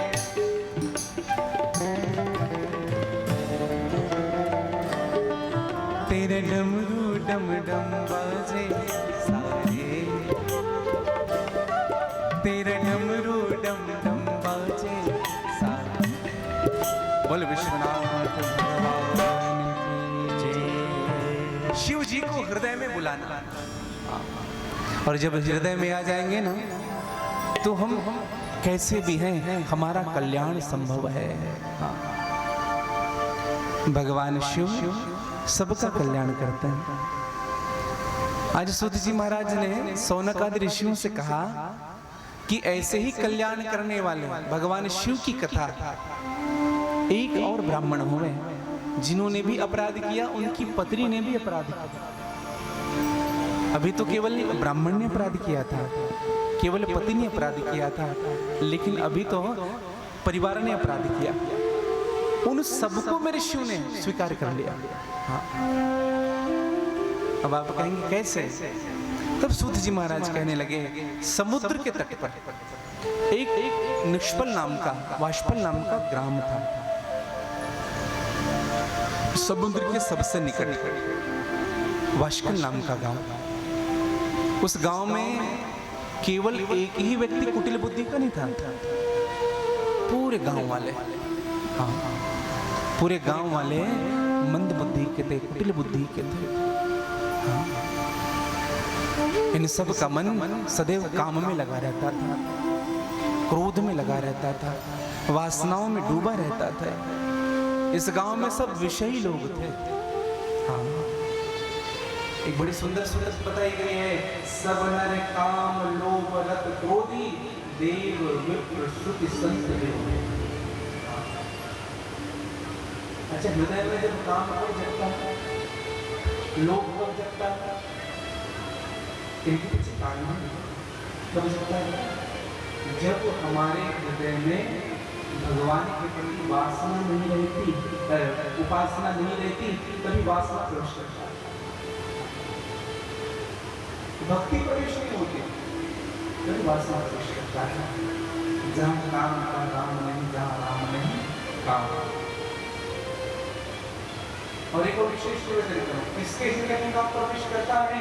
यहाँ है देव विप्र स्तुति संत विरोधी। चार से जो विरोध करता है वह व्यक्ति भगवान का भक्त नहीं हो सकता। चार कौन से? देव, देवता जो भगवान से विरोध करते हैं, देव से, विप्र से, ब्राह्मण देवता से विरोध करता है, कोई संत से विरोध करता है, और एक श्रुति से विरोध। श्रुति अर्थात पुराण, श्रुति अर्थात वेद की ऋचाएं, वेद संहिता, पुराण, उपनिषद, व्याकरण, ये श्रुतियां हैं। जो इन चारों से विरोध करता है वह व्यक्ति भगवान का भक्त नहीं हो सकता भैया। इन सब से प्रेम करना पड़ेगा। और वहां की जो नारियां थी ना भैया, हाँ, यह जो ब्राह्मण था उस गांव में, बिंदुक नाम के जो ब्राह्मण थे, ये बड़े पापी थे, बड़े अत्याचारी थे, लेकिन इनकी पत्नी थी बड़ी पतिव्रता थी। पतिव्रता नारी, पतिव्रता नारी के लक्षण बताए गए हैं। हाँ, 3 दर्जे की नारियां होती है भैया, 3 प्रकार की बात बताई गई है। सबसे पहले होते उत्तम दर्जे की नारी। उत्तम दर्जे की नारी कौन? जो स्वप्न में भी पराये पुरुष का चिंतन ना करे, वो उत्तम दर्जे की नारी होती है। उत्तम के अस बस बस माही, सपने वो आन पुरुष जगना है। मध्यम दर्जे की नारी वो होती है जो पराये पुरुष को भ्राता समझे, अपना समकक्ष है, बड़ा है तो पिता समझे, अपने से छोटा है तो बेटा समझे। मध्यम परपति देखे कैसे, भ्राता पिता पुत्र निज जैसे। और एक संत तो नारियों की 4 श्रेणी बांटी गई है। हाँ, जग में 4 पतिव्रता नारी, जगत में 4 पतिव्रता नारी। अब समझिएगा कौन कौन से हैं। एक पतिव्रता ऐसी है भाई, जो सोए पाँव पसारी। हाँ। घर में सब काम कर रहे हैं और वो सोई हुई है। एक पतिव्रता ऐसी है भाई, जो सोए पाँव पसार। और पति ने कुछ कह दिया, उल्टे पति पर हुक्म चलावे। अरे भाग्यवान, पानी तो दे दो, का तुम नहीं निकाल सकते, निकाल के पी लो। उल्टे पति पर हुक्म चलावे, और गिन गिन देते गारी, जगत में 4 पतिव्रता। दूसरे नंबर की पतिव्रता की चर्चा बताया हमको। 2 जाकर श्रृंगार द्वार पे, चहु दिशि रहत निहारी। दूजा पतिव्रता नारी कौन है? जो बढ़िया सज धज करके घर के बाहर चौरे में आकर के बैठ करके इधर उधर देख रही है। रहे चहु और निहारे, और अपने प्रति से कपट के बोले, और करे गैर से यारी। हाँ। दिखावे का प्रेम है अपनों के प्रति, अपने पति के प्रति। हाँ। दूसरे से प्रेम करती हो।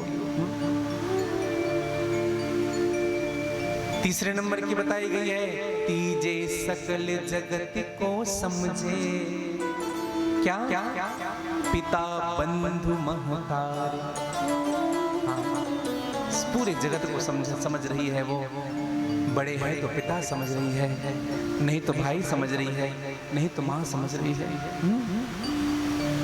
प्रेम करे बस एक पति से, दोनों कुल देतारी। अपने ही पति से, एक पति से जिनका प्रेम हो, वो दोनों कुल को तारती है भैया। और चौथे नंबर की कौन?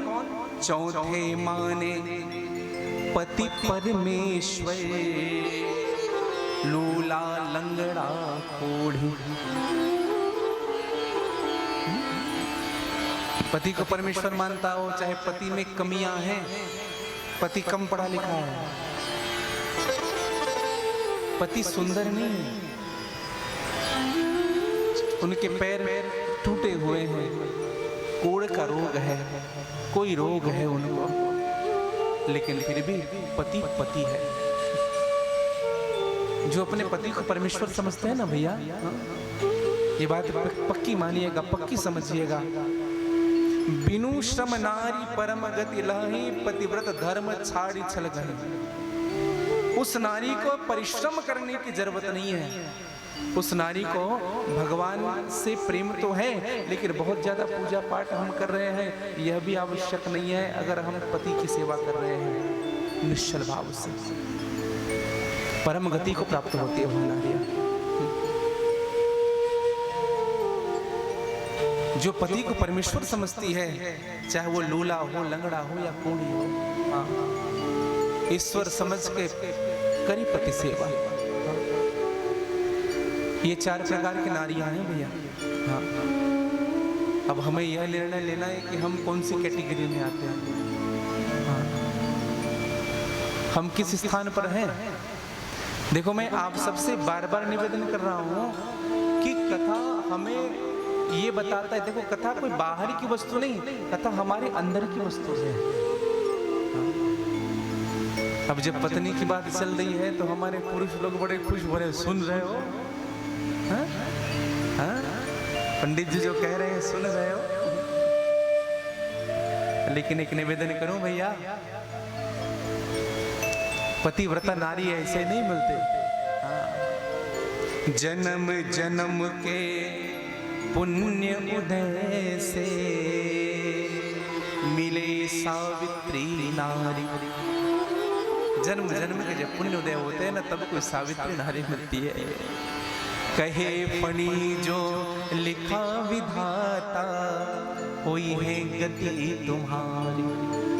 हाँ, आपका कर्म भी अच्छा होना चाहिए, तब कोई सावित्री नारी आपको प्राप्त होगी।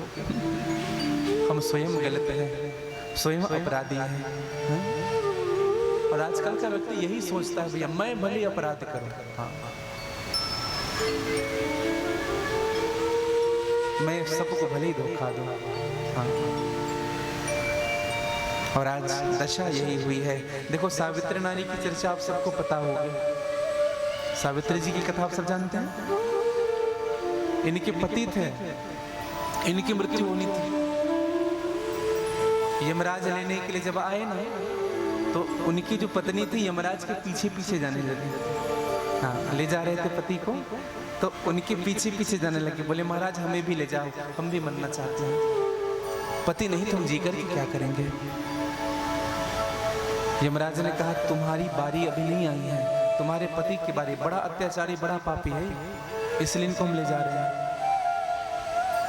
यमराज ने कहा, अगर तुम्हें कुछ मांगना है तो मांग लो, लेकिन पीछे पीछे मत आओ।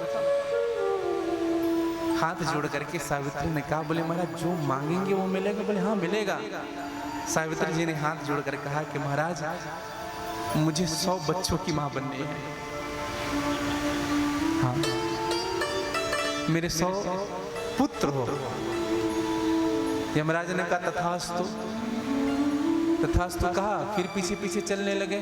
यमराज ने कहा तुम्हें समझ नहीं आ रही, वरदान भी दे दिया फिर भी तू आ रही है। कहा महाराज वरदान को पूरा भी तो करना है, आप तो पति को ले जा रहे हैं हमारे, तो आपका वरदान तो निष्फल हो जाएगा। और मैं सती सावित्री नारी हूं, पतिव्रता नारी हूं, मेरा सतीत्व भंग कभी नहीं हुआ है। हाँ, यमराज ने माथा पकड़ लिया है, मैंने क्या कह दी। उनके पति को भेज दिया, कहा कि जा भैया। ऐसी सती नारियां हैं, जैसे सती वृंदा की कथा होती है, सती सिलोचना की कथा होती है, सती उर्मिला की कथा होती है। लक्ष्मण जी को जब शक्ति बाण लगा, आपने प्रसंग सुना भी होगा, हनुमान जी महाराज सजीवन लेने के लिए गए। आ रहे हैं रास्ते में, भरत जी ने बाण मारा, मणवास्त्र बाण मारा था। देखो मणवास्त्र 2 बार उपयोग किए गए थे। एक तो मारिच के लिए, बिन फर बाण राम कहीं मारा, सती योजन कर सागर पारा, 7 समुद्र पार किया था। और दूसरा मणवास्त्र हनुमान जी के लिए भरत ने उपयोग किया था। और जब हनुमान जी को जब बाण से मारा, हनुमान जी नीचे आए, हनुमान जी ने पूरी बात बता दी, भैया ये तुमने क्या किया, सूर्यास्त हो जाएगा, लक्ष्मण जी के प्राण संकट में है, सूर्यास्त होते ही उनके प्राण निकल जाएंगे, उनके पूर्व उनको संजीवनी देनी है। भरत जी रोने लगे, हनुमान जी को उसी बाण पर बिठा करके फिर जो मारा, हनुमान जी तत्काल पहुंच गए। लेकिन एक विशेष निवेदन आप सबसे करूं, भरत जी महाराज जब वापस आए भवन में तो बड़े रोते हुए आए, बड़े खेद भाव से डूबे हुए थे। माओ ने पूछा भरत क्या हुआ, क्यों रो रहे हो, कौन सी घटना घट गई, क्या किसी ब्राह्मण की हत्या हो गई, क्या किसी बालक की हत्या हो गई, या कहीं तुमसे अधर्म हो गया, क्या हो गया भरत, क्यों रो रहे हो। इतने में चर्चा हो रही है भैया, साथ में श्रुति कीरति मांडवी और उर्मिला भी आ गया। माँ कौशल्या खड़ी है, कैकेयी खड़ी है, सुमित्रा खड़ी है, श्रुति कीरति है, मांडवी है, उर्मिला है। भरत जी से प्रश्न किया गया, सब विचार करने लगे, आज तक भरत जी से कोई अपराध स्वप्न में भी नहीं हो सकता, आज कौन सा अपराध हो गया। भरत जी ने पूरी बातें बता दी। छोटा भाई लक्ष्मण को शक्ति बाण लगा है, हनुमान जी आए थे संजीवन लेने के लिए, द्रोणागिरी पर्वत को ले जा रहे थे, और मैंने उनको दानव समझ करके उन पर प्रहार किया, उनको नीचे गिरा दिया। मेरे भाई के प्राण की रक्षा हो जाए, यही हम भगवान विश्वनाथ से प्रार्थना कर रहे हैं। माँ मुझसे यही भूल हो गई। सब मौन हो गए थे उस समय, रोने लगे थे। लेकिन उर्मिला ने बात कह दी। उर्मिला ने कहा भरत भैया आप चिंता मत करिए, मुझे विश्वास है, मैंने जो दीपक जो जलाया है ना, जो लौ जल रहा है, यह दीपक कभी बुझेगी नहीं, नहीं बुझ सकती, क्योंकि मुझे अपने सतीत्व पर भरोसा है। मेरे स्वामी को कुछ नहीं हो सकता। और भैया जिनके साथ रघुनाथ हो, भला उनका कोई क्या बिगाड़ सकता है। देखो कितना विश्वास है, यह सतीत्व का प्रभाव है। और मैंने संतों से सुना भी है, परम सद्य राम किंकर जी महाराज कहते भी हैं कि कभी कभी सतीत्व के प्रभाव से भी पति के संकट जो जीवन में होते हैं समाप्त हो जाते हैं। हाँ, कई उदाहरण है, लक्ष्मण जी का उदाहरण है, सती वृंदा का उदाहरण है, कितने उदाहरण दे भैया, सती सावित्री का उदाहरण है। इसलिए सदैव ध्यान रखिएगा। हाँ, एक स्त्री के जीवन में जिम्मेदारियां बहुत होती है, मर्यादाएं भी बहुत होती है। और एक और विशेष बात बताऊं भैया, स्त्रियां जितना सहती है ना, शायद समाज में कुछ सहता होगा, शायद और मैं तो एक बात सदैव कहता हूँ, वैराग्य का अगर कोई पर्याय अगर कोई माना जाए तो प्रत्यक्ष स्त्रियां ही वैराग्य की पर्याय होती है। वैरागी कहाँ ढूंढोगे? संत महात्मा जो वैरागी घर छोड़ दिए, परिवार छोड़ दिए, अपने रिश्तेदार छोड़ दिए, भाई बहन छोड़ दिए, माता पिता छोड़ दिए, घर छोड़ दिए। एक बात बताइए, संतों में और स्त्रियों में क्या अंतर है? इन्होंने भी तो छोड़ दिया, एक ही क्षण में सब छोड़ दिया। वैरागिणी का स्वरूप होती है, लेकिन हाँ, इसी वैरागिणी के कारण, इसी सतीत्व के कारण, इसी पतिव्रत धर्म के कारण अगर हमारे घर में सुख है, समृद्धि है और शांति है, तो समझिएगा हमारे घर में कोई न कोई स्त्री पतिव्रता जरूर है। संत तो यहां तक से कहते हैं कि आपके क्षेत्र में अगर कोई शांति है, सुख है, समृद्धि है, तो एक बात समझिएगा कि आपके नगर में, आपके घर के आसपास कोई ना कोई पतिव्रता नारी जरूर रहती है, जिनके कारण उनका प्रभाव पूरे समाज को पड़ रहा है। हाँ। उन पर कृपा हो रही है और उस कृपा का बल सब पर पड़ रहा है। हाँ। भैया, और इस विंदुक नाम के जो ब्राह्मण थे, इनकी पत्नी थी चंचुला। आपने चंचुला की कथा सुनी भी होगी शिव पुराण में। यह चंचुला कुछ दिन तो रही, लेकिन बाद में यह भी व्यभिचारिणी हो गई। पर पुरुष के पास जाती थी। एक दिन विंदुक नाम के ब्राह्मण ने, उनके पति ने पर पुरुष के साथ चंचुला को देख लिया। बड़ा क्रोध आया, खूब पीटा।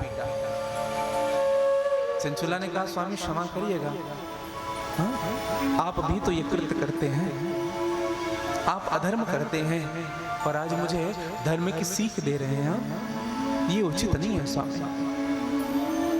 उनके पति ने कहा, मैं कब मना किया हूं, कब रोका हूं तुझे धर्म करने के लिए? अधर्म कर, लेकिन यह जो जार पुरुष है ना, बड़ा धनवान है, इनसे तू संपत्ति ला के मुझे देते रहे, इनसे पैसे ला ला करके देते रहे, इनसे सोने की मुहर ला करके मुझे देते रहा, फिर तुझे जो करना है वो कर। मेरे भाई बहन, यही अधर्म चलता रहा। हाँ। एक दिन विंदुक की मृत्यु हो गई। अब चंचुला अपने परिवार के साथ रहने लगी। एक दिन चंचुला रमण करते हुए, इनकी यौवन अवस्था समाप्त हो गई है, परिवार के साथ भ्रमण करते हुए गोकर्ण क्षेत्र पर पहुंचे। और उस गोकर्ण क्षेत्र पर जब ये चंचुला पहुंची तो ये बहुत दूर निकल गए और देखा क्या, एक भगवान शिव जी का मंदिर। भगवान शिव जी का मंदिर, जहां भगवान शिव जी विराजमान हैं और उसी मंदिर में एक ब्राह्मण देवता विराजते हैं। और वह ब्राह्मण देवता उस समय भगवान शिव जी की कथा कह रहे थे। हाँ। चंचुला गई, चंचुले ने प्रणाम किया और ब्राह्मण देवता बढ़िया सूत्र बता रहे थे। अपने पति कर किए अपमाना, नारी पाई जमपुर दुख नाना। पंडित जी कथा कह रहे हैं कि जो अपने पति का अपमान करता है, उनको यमलोक की यातना भोगनी पड़ती है। उनके गुप्तांग को गरम गरम लोहे से स्पर्श कराया जाता है, आलिंगन करवाया जाता है। जो ऐसा कुकर्म करती है, कांप गई चंचुला, क्योंकि चंचुला को अपनी बात पता है। एक बात बताऊं मैं आपको, हर व्यक्ति के बारे में कोई नहीं जानता, आपके बारे में आपसे ज्यादा कोई नहीं जानता। आप कितने सत्कर्मी हैं, आप कितने धर्मात्मा हैं, कितने पापी हैं, आप ही जानते हैं। आप क्या क्या पाप कर रहे हैं आपको ही पता है। और कथा से प्रभाव क्या पड़ता है, हम जो कर रहे हैं इनकी सुधार कथा से होती है। मनसा वाचा कर्मणा, हमसे जो अपराध हो रही है इनकी सुधार कथा से होती है भैया। और आज चंचुला रोते हुए आई, शरण पकड़ लिया महात्मा के हाथ जोड़ लिया, कहा कि महाराज कृपा करो हम पर। बोले क्या? आपने जितने दुष्कर्म बताए इन सभी की साक्षी मैंने अपराध किया है महाराज, मुझे क्षमा करिए। हाँ?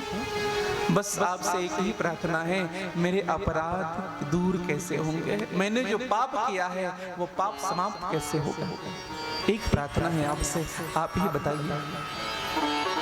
महात्मा के हृदय द्रवित हो गए। संत का स्वभाव ही होता है भैया, संत हृदय नवनीत समान। हाँ, जो व्यक्ति दुखी है ना, उनको देख करके अगर हमारे हृदय में करुणा जग गई तो समझ लेना कि हम संत हो गए। और कोई अगर दुखी है, अगर हम उनके दुख में हर्ष मना रहे हैं तो हम भगत नहीं है भैया। बगल वाले ने गाड़ी ले ली और हम उनके गाड़ी को देख देख करके जल रहे हैं, तो फिर काहे का भगत है? अगर किसी के बसने पर हम उजड़ रहे हैं तो फिर हम भगत नहीं है भैया। हाँ? फिर स्वाहा स्वाहा गायत्री, फिर ओम नमः शिवाय सब बेकार है। अगर हमारे हृदय में करुणा नहीं उपजी, कोई व्यक्ति भिक्षुक है, उनके पास खाने के लिए अन्न नहीं है, उस समय बड़ा भूखा व्यक्ति है, सामने पर बैठा हुआ है, गुजर रहा है, हम उनको देख रहे हैं, हमारे पास वह वस्तु है, हम उनको दे सकते हैं, लेकिन फिर भी हाथ नहीं उठ रहा है, तो समझ लेना आप अधर्मी हैं। हृदय में अगर करुणा नहीं जगी ना भैया, तो फिर आप भगवान को प्रिय नहीं हो सकते। हृदय में करुणा का जग जाए, वही तो संत होता है। हाँ। आज उस ब्राह्मण के हृदय में करुणा जगी, और भैया उस ब्राह्मण ने कहा कि तू चिंता मत कर, तुझे नरक नहीं मिलेगा, यह मैं पक्की गारंटी देता हूँ। केवल शिव महापुराण के श्रवण मात्र से प्राणी के पाप समाप्त हो जाते हैं। जो भगवान शिव की कथा सुनता है उस व्यक्ति को स्वर्ग मिले या ना मिले, लेकिन नरक नहीं मिलता उस व्यक्ति को। नरक से मुक्त हो जाता है, पाप से मुक्त हो जाता है, क्योंकि भगवान स्वयं कहते हैं, नाम लेत हरि हृदय विचारा, दुख के बस कहूँ मुँह पुकारा। मोर नाम जो जग में ले, ताहि त्रास यमराज न दे। यमराज उनको फिर त्रास नहीं देता है जो नाम लेता हो। और भैया चंचुला ने बड़ी सुंदर बात कही है। चंचुला कहने लगे कि प्रभु अब मुझ पर कृपा करो। चंचुला प्रार्थना करने लगी भगवान शिव जी से, जब छोड़ चलूं इसी दुनिया को। आप और हम भी प्रार्थना करें, होठों पे नाम तुम्हारा हो, जब छोड़ चलो इस दुनिया को, होठों पे नाम तुम्हारा हो, जब छोड़ चलो इस दुनिया को, होठों पे तुम्हारा नाम रहे, जब छोड़ चलो इस दुनिया को, होठों पे नाम तुम्हारा हो, जब छोड़ चलो इस दुनिया को, होठों पे नाम तुम्हारा हो, चाहे स्वर्ग मिले या नरक मिले, चाहे स्वर्ग मिले या नरक मिले, चाहे स्वर्ग मिले या नरक मिले,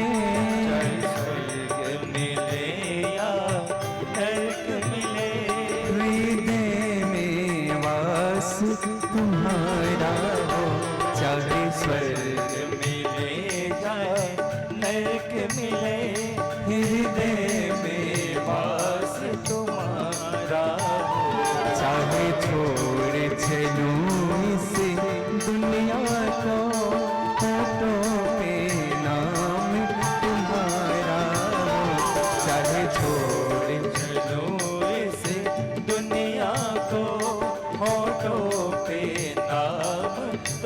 गा लीजिएगा थोड़ी आनंद से।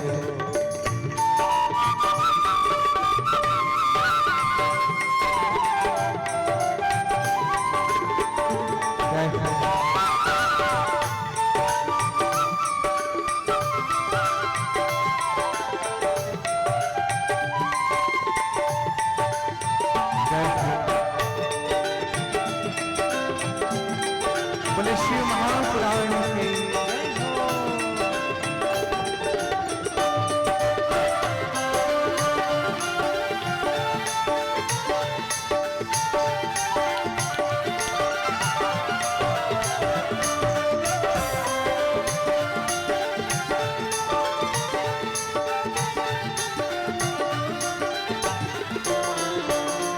रस्ते पे तुम्हारा मंदिर हो, रस्ते पे तुम्हारा मंदिर हो, रस्ते पे तुम्हारा मंदिर हो, रस्ते पे तुम्हारा मंदिर हो। जब गहरी नींद में सो जाओ, जब सो जाओ, जब गहरी नींद में सो जाऊं, जब गहरी नींद में सो जाओ। चौखट पे तेरे हे भोले, चौखट पे तेरे हे भोले, चौखट पे तेरे हे बाबा, पे तेरे हे बाबा। अंतिम प्रणाम हमारा, चौखट पे तेरे हे बाबा, अंतिम प्रणाम हमारा। जब छोड़ चलूं इस दुनिया को, होठों पे तुम्हारा नाम हो, जब छोड़ चलो इस दुनिया को, होठों पे नाम तुम्हारा हो।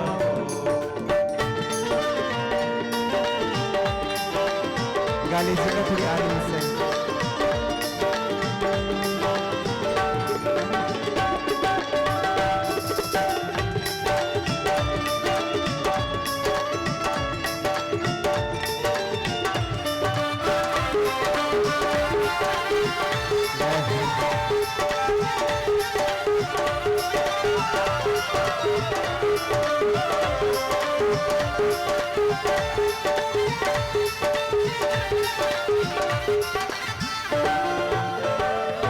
उसी वक्त है भोले आ जाना, उस वक्त हे भोले आ जाना, उस वक्त है भोले आ जाना, वक्त हे भोले आ जाना।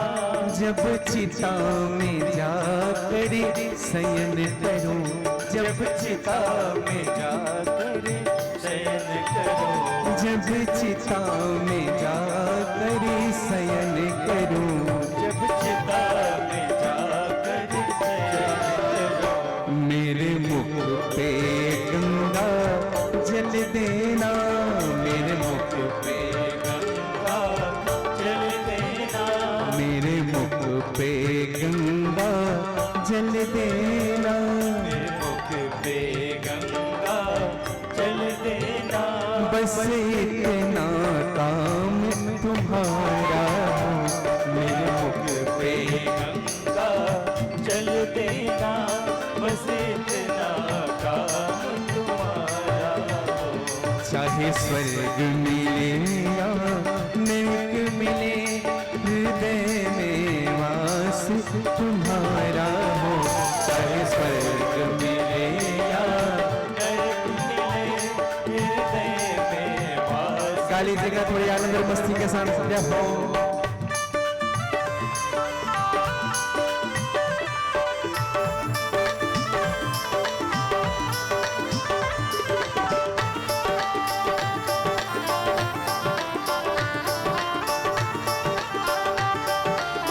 बोले शंकर भगवान की जय हो।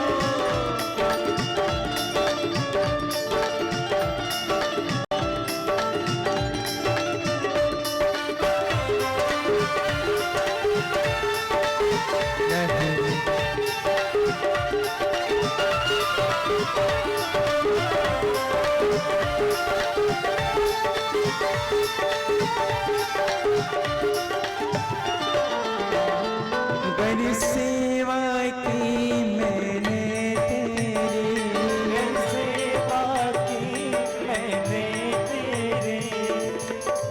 हृदय से बोल करके देखना, प्रभु से हर बात स्वीकार करेंगे। गरी सेवा की मैंने तेरी, गरी सेवा की मैंने तेरी। तो उसका ये उपहार मिले, तो उसका ये उपहार मिले। तो उसका ये उपहार मिले। तो उसका ये उपहार मिले। क्या उपहार चाहा? अगर प्रभु मैंने आपकी सेवा की है तो एक उपहार देना। भगत क्या चाहता? बड़ी सुंदर बात है। इस दास भगत का हे मोले, इस दास भगत का हे भोले। इस दास भगत का हे बाबा।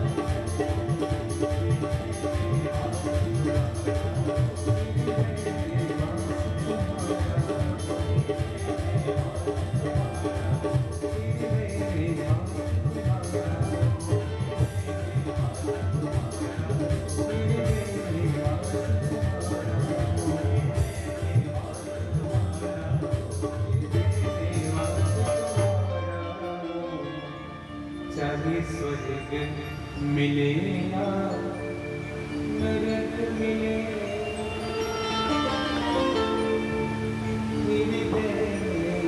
वहाँ से तुम्हारा। देखो भगवान शिव जी को उपासक जो होते हैं वो नहीं चाहते मैं स्वर्ग चला जाऊँ, और इतना तो यकीन रहता है नरक को जाऊंगा नहीं। नरक के लिए जो टिकट कटी थी ना उनको कैंसर कर दिया शिव जी ने, अब नहीं जाऊंगा। लेकिन एक बात बताऊँ मैं आपको, सगुण उपासक होते हैं ना भैया, शिव जी के जो अनंत प्रेमी होते हैं वो स्वर्ग की भी इच्छा नहीं करते।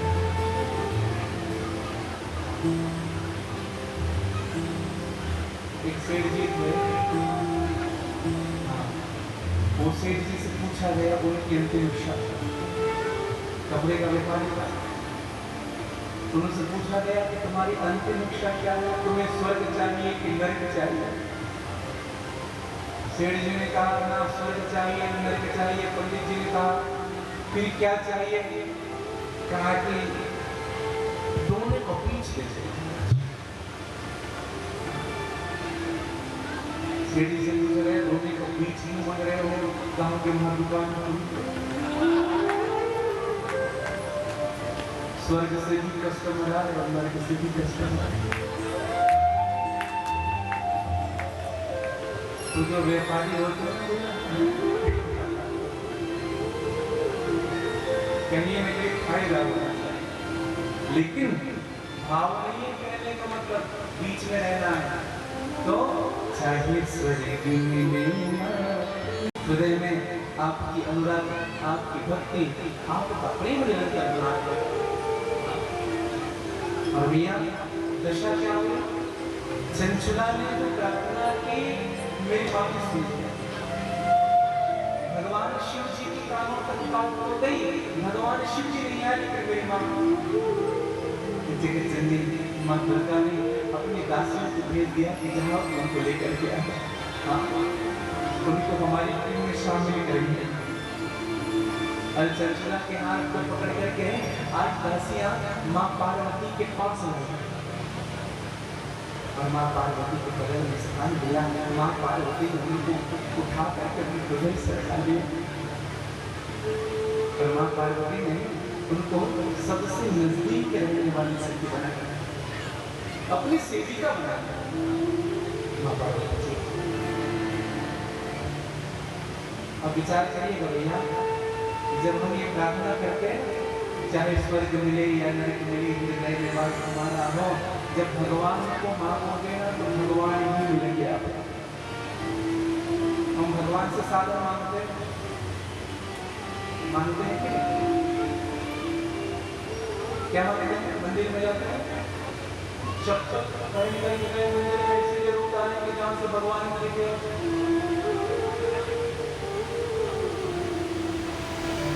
इधर प्रार्थना करेंगे तुम्हें वो माता और पिता तुम्हें वो बंधु सखा तो कोई ले तो देखो तुम्हें वो विद्या द्रविणम तुम्हें और तुम्हें वो सर्वम मम देव। यही दशा रहती है कि नहीं?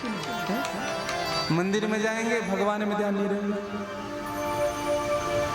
भगवान में नहीं देखेंगे।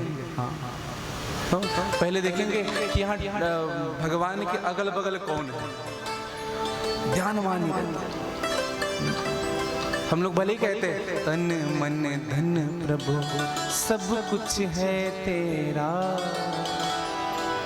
और घंटी बजाते हुए कहते हैं, कैसे बजाते घंटी? तन मन धन प्रभु सब कुछ है तेरा, कुछ नहीं है। हाँ झूठ बोल बोल। हाँ लोग कहते हैं ना तन मन धन प्रभु सब कुछ है तेरा, ये दुकान मेरा, सब कुछ है तेरा, ये गाड़ी मेरी, सब कुछ है तेरा, ये फैक्ट्री मेरी, ये घर मेरा। फिर कहाँ सब कुछ भैया? हाँ? कुछ भी नहीं। समर्पण से भगवान मिलेगा। हाँ हाँ क्रिया से नहीं, समर्पण से भगवान मिलेगा, कहने से नहीं करने से भगवान मिलेगा। हाँ इसलिए सदैव क्रिया में वो बात होनी चाहिए। हाँ क्रिया में वो बात होनी चाहिए। और भैया आज माँ पार्वती जी ने स्वीकार किया। क्यों स्वीकार किया? केवल बोल नहीं रही थी, चाहे स्वर्ग मिले या नरक मिले, हृदय में वास तुम्हारा हो। दशा ऐसी हो गई थी कि उन्होंने अपने प्राण रोक दिए थे, प्राण रंध रुक चुके थे, अब तो प्राण निकलने वाला था। मेरे भाई बहन प्राण निकलने वाला है, तभी मेरी माँ ने कहा कि जाओ लेकर के आ जाओ। कभी कभी ना भगवान हमको दुख देते हैं। क्यों दुख देते हैं? ये दुख भगवान दे रहे हैं, इसका अर्थ ये नहीं कि भगवान आपको दुखी देखना चाहते हैं। भगवान इसलिए दुख देते हैं आप उनकी परीक्षा में और पास हो जाओ। हाँ, जितना और परिश्रम करोगे उतना मजबूत होते जाओगे। हाँ, और जब पूरे मजबूत हो जाओगे ना तो तुम्हें स्वीकार करेंगे भगवान। हाँ, एक बार में स्वीकार कर लेना भैया तो समझिएगा हाँ, कि वो गलती से हो गया। हाँ, बहुत गिराएंगे आपको, बार बार परीक्षा लिया जाएगा। माँ ने अपनी सेविका बना ली उनको। बाद में चंचुला ने एक दिन चंचुला ने माँ से हाथ जोड़कर एक निवेदन किया कि माँ, हे शंभु प्रिय, हे स्कंद माता, ब्रह्मा विष्णु से सेवित माता, हे अधिष्ठात्री देवी, ब्रह्मा विष्णु महेश को प्रकट करने वाली माँ, हे माँ दुर्गे, देवी दुर्गे उमा जननी रमा मातु तारा,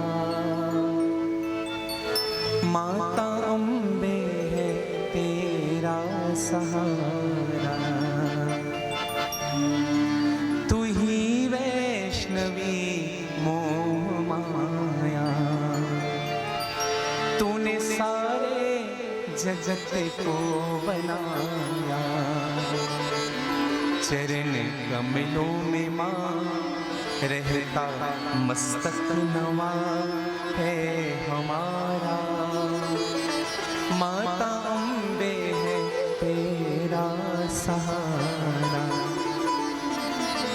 पुण्य वालों के हरे संपदा तू, पापियों के भवन आपदा तू, कुल की लज्जा तू ही, साधु श्रद्धा तू ही, गुण अपारा,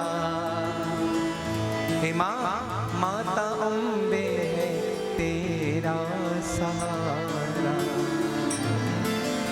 मन वचन दोनों ने हार खाए, तेरी माया नहीं पार पाई, क्या करे निर्वचन वेद नीति कथन करके हारा, माता अम्बे है तेरा सहारा। माँ पार्वती ने पूछा क्या हुआ, क्यों इतनी प्रार्थना कर रही है, कौन सा काम बिगड़ गया है तुम्हारा देवी? चंचुला ने हाथ जोड़कर कहा कि माँ, है हजारों ही अपराध मेरे, हूँ अधम पात की पुत्र तेरे, लेकिन माँ इस विश्वास से आई हूँ, दुष्ट होवे सदा तो भी माँ को सदा पुत्र प्यारा, माता अम्बे है तेरा सहारा। माँ, मैंने भी अपराध किया, मेरे पति ने भी अपराध किया। माँ, एक प्रार्थना लेकर के आई हूँ माँ आपसे। माँ ने कहा बोलो चंचुला, क्या चाहिए बोलो। चंचुला ने हाथ जोड़कर कहा कि माँ, मेरा तो उद्धार हो गया, मैं आपकी सेविका बन करके हूँ, इससे बड़ी बात मेरे जीवन के लिए क्या हो सकती है, आपकी सेवा मिले। बस एक प्रार्थना है माँ, मेरा तो उद्धार हो गया, लेकिन हे दीनवत्सले, मेरे पति का उद्धार नहीं हुआ। मेरे पति आज भी पिशाच योनि में भटक रहे हैं माँ, विंध्याचल पर्वत में पिशाच बन करके घूम रहे हैं। अगर आपकी कृपा हो माँ तो उनका भी उद्धार हो जाए। माँ को दया आई। देखो माँ शब्द ही करुणा से है भैया, माँ शब्द ही करुणा से है। माँ माफ करने में सबसे श्रेष्ठ माना जाता है, करुणा से। माँ को दया आई और मेरी माँ ने तुम्बरु को तुरंत आमंत्रण किया। तुम्बरु नाम के गंधर्व जो भगवान शिव जी की निरंतर सेवा करते थे, आपने देखा होगा तुम्बरु कभी शिव जी के मंदिर में आप देखेंगे नारद जी जैसे वीणा पकड़ करके घूमते हैं ना, वैसे तुमरी जी भी करताल लेकर के। तुमरो ने करताल बजा कर शिव जी को रिझाया। शिव जी की सेवा निरंतर करते तुम लोग, करताल बजाते हैं, नाचते हैं, शिव जी को बड़ा आनंद आता है। भैया आज तुमरू को भेजा गया, माँ पार्वती ने कहा कि जाओ इनके पति का उद्धार तुम्हें करना है। शिव महापुराण की कथा तुम्हें सुनानी है। तुमरू गया, शिव महापुराण की कथा उस पिशाच को सुनाया है। और जब पिशाच उस शिव महापुराण की कथा को श्रवण किया भैया, भगवत कृपा से, मेरे शिव जी की कृपा से उस पिशाच को मुक्ति मिली है। बोले शंकर भगवान की जय। उस पिशाच का कल्याण हुआ। शिव महापुराण की इतनी महत्ता हम सब के जीवन में। अधिक मास का पवित्र पावन पर्व है।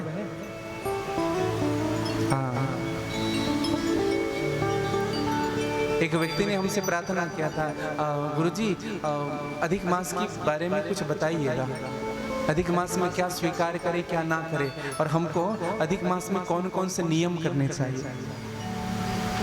आइए कुछ समय चर्चा करें अधिक मास की। सबसे महत्वपूर्ण विषय यह है कि शिव महापुराण श्रावण के मास में श्रवण करना, वो भी अधिक मास में श्रवण करना, ये सबसे बड़ी उपलब्धि है हम और आपके लिए। 19 साल के बाद शिव महापुराण श्रावण का अधिक मास बढ़ा। अब कब बढ़ेगा? उस समय तक रहेंगे कि कोई गारंटी है? यहाँ तो एक कदम चलने के बाद दूसरे कदम रखेंगे, इनकी भी कोई गारंटी नहीं है। एक कदम चलने के बाद दूसरे कदम चलेंगे, इनकी भी कोई गारंटी नहीं है।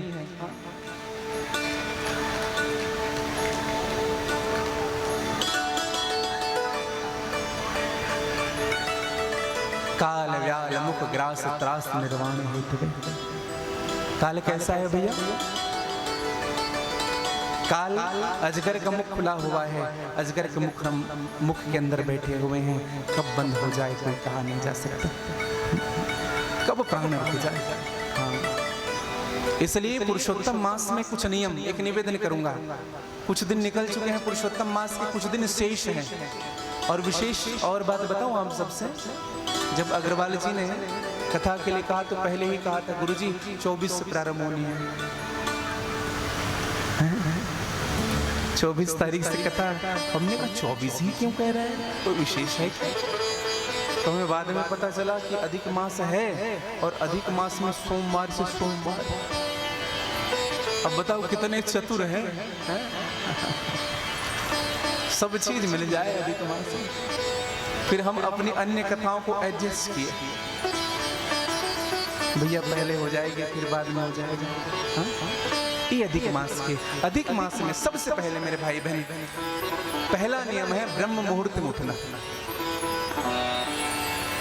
अधिक मास में हमको ब्रह्म मुहूर्त में उठना चाहिए। अगर आप रात्रि जगे हैं दूसरी बात है, लेकिन आप अगर समय में विश्राम कर रहे हैं तो ब्रह्म मुहूर्त में उठना चाहिए। ब्रह्म मुहूर्त किसे कहते हैं? 4 बजे से लेकर के 5:30 बजे तक ये ब्रह्म मुहूर्त होता है। ब्रह्म मुहूर्त अर्थात सबका मुहूर्त होता है, वैसे ब्रह्म का भी मुहूर्त होता है। विवाह मुहूर्त होता है, नामकरण मुहूर्त होता है, वैसे ही ब्रह्म से मिलने के भी मुहूर्त होते हैं। ऐसा नहीं कि कभी हम किसी से मिल ले, सबका एक समय होता है मिलने का। हाँ। और ब्रह्म मुहूर्त में भगवान के ध्यान करने से सीधे भगवान पर उनका असर पड़ता है, सीधे भगवान तक आपकी बात जाएगी। एक उदाहरण से समझिएगा। एक जगह हुआ क्या, एक व्यक्ति फोन करने गया रात में। पहले पीसीओ होता था तो एक गांव में एक दुकान रहती थी, वहां फोन करने गया, लैंडलाइन। तो जब फोन करने गया 8 बजे से फोन कर रहा है, नंबर नहीं लग रहा है, सामने वाला बता रहे आप जिससे बात करना चाहते हैं वो व्यस्त है, हाँ, लाइन बिजी आ रही है। फिर आधे घंटे बाद प्रयास किया, फिर भी लाइन बिजी। पश्चात हुआ क्या, 10 बजे तक रुका रहा, बार बार फोन करता रहा, बिजी बताता था, लाइन बिजी, बार बार बताए लाइन बिजी बता रहा है। हुआ क्या भैया, दुकानदार ने कहा भैया एक काम करना, आज फोन मत लगाओ, तो कल सुबह आना, सुबह। अब वो चला गया। सुबह आया 4 बजे, दरवाजा खटखटाया, दुकानदार तो उनके अपने थे, दरवाजा खोला, फोन लगाया। रात में तो खूब बिजी बता रहा था फोन, अभी सुबह एक बार में लग गया, फोन एक बार में लग गया। दुकानदार से कहा कैसे एक बार में लग गया, बोले रात में लाइन बिजी रहती है ज्यादा, क्योंकि कई लोग ट्राई करते रहते हैं और सुबह ट्राई करने वाले कम होते हैं, इसलिए एक बार में लग गया। यही कहना चाहता हूँ, रात में ध्यान करेंगे, पूजा करेंगे, पाठ करेंगे, अलग बात है, लेकिन सुबह भगवान की उपासना करोगे, एक बार में लाइन, एक बार में लगेगा, लाइन क्लियर रहेगी, आप सीधे ध्यान लगेगा। ब्रह्म मुहूर्त में उठना चाहिए। ब्रह्म मुहूर्त यह वेद ध्यान योग अभ्यास, ध्यान और आध्यात्मिक विकास के लिए ब्रह्म मुहूर्त होता है। वेदों में कहा गया है इस समय जगने वाले व्यक्ति को शारीरिक और मानसिक रोग नहीं होता, कभी शारीरिक रोग नहीं होता। बड़े बड़े जो हमें रोग होते हैं ना, वो ब्रह्म मुहूर्त में नहीं उठने के कारण होता। हाँ, ब्रह्म मुहूर्त में उठिएगा, शारीरिक ही नहीं मानसिक रोग भी नहीं होगा। आयुर्वेद तो यहाँ तक से कहता है इस समय जो बहने वाली जो हवाएं होती है वह चंद्रमा के जो किरण होते हैं उनसे स्पर्श करके बहती है, और चंद्रमा में 16 कलाएं हैं।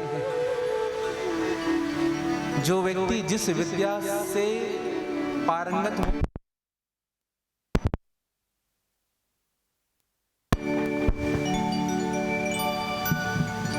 जो व्यक्ति जिस विद्या को स्वीकार करना चाहता है ब्रह्म मुहूर्त में प्रैक्टिस करे। हाँ, अगर आपको ज्ञान चाहिए, आप कुछ बजाना चाहते हैं, गाना चाहते हैं, कुछ सीखना चाहते हैं, ब्रह्म मुहूर्त का विशेष भाव होता है, क्योंकि उस समय ब्रह्म भी आपके साथ रहते हैं, भगवान की कृपा रहती है। ब्रह्म मुहूर्त में हमारे जो वातावरण होते हैं ना, एक 40% ऑक्सीजन होता है, 41%, एक 40% ऑक्सीजन, 55% नाइट्रोजन और केवल 4% कार्बन डाइऑक्साइड। वातावरण शुद्ध होता है ना, खुद ब खुद मन भी शुद्ध होने लगता है। हाँ, हमारी विचार शक्ति बढ़ती है, और जैसे ही सूर्य उदय होता है तो समूचे वायुमंडल में फिर से परिवर्तन आ जाता है। इसलिए ब्रह्म मुहूर्त में उठ करके हमको ध्यान जरूर करना चाहिए। तो अधिक मास में ब्रह्म मुहूर्त में उठे। दूसरा नियम, आप जितना हो सके भजन कर रहे हैं ना, उनका 10% उस भजन में बढ़ाइए। समझ रहे हैं? जैसे हम भजन कर रहे हैं, आज 10 मिनट बैठ करके भजन कर रहे हैं, तो कल 11 मिनट करेंगे अधिक मास में। आज गुरु की दी हुई मंत्र की माला अगर 8 बार हो रही है तो कल 9 बार होनी चाहिए। 2 बढ़ाइए, 1 बढ़ाइए। 16 बार हो रहा है, 2 बढ़ाइए। 32 बार गुरु मंत्र की माला कर रहे हैं तो आप 4 बार बढ़ाइए। अधिक मास में आपकी दिनचर्या में जो भक्ति है, जो जप है, जो तप है, जो नियम है, ये बढ़ना चाहिए। प्रतिदिन भगवान को 2-4 फूल ही अर्पित कर रहे हैं। अधिक मास में भगवान को सजा करके रखिए, पुष्पों से उनका श्रृंगार करिए। हाँ, यह पुरुषोत्तम मास है भैया। हाँ, सबसे उत्तम मास माना गया है पुरुषोत्तम मास।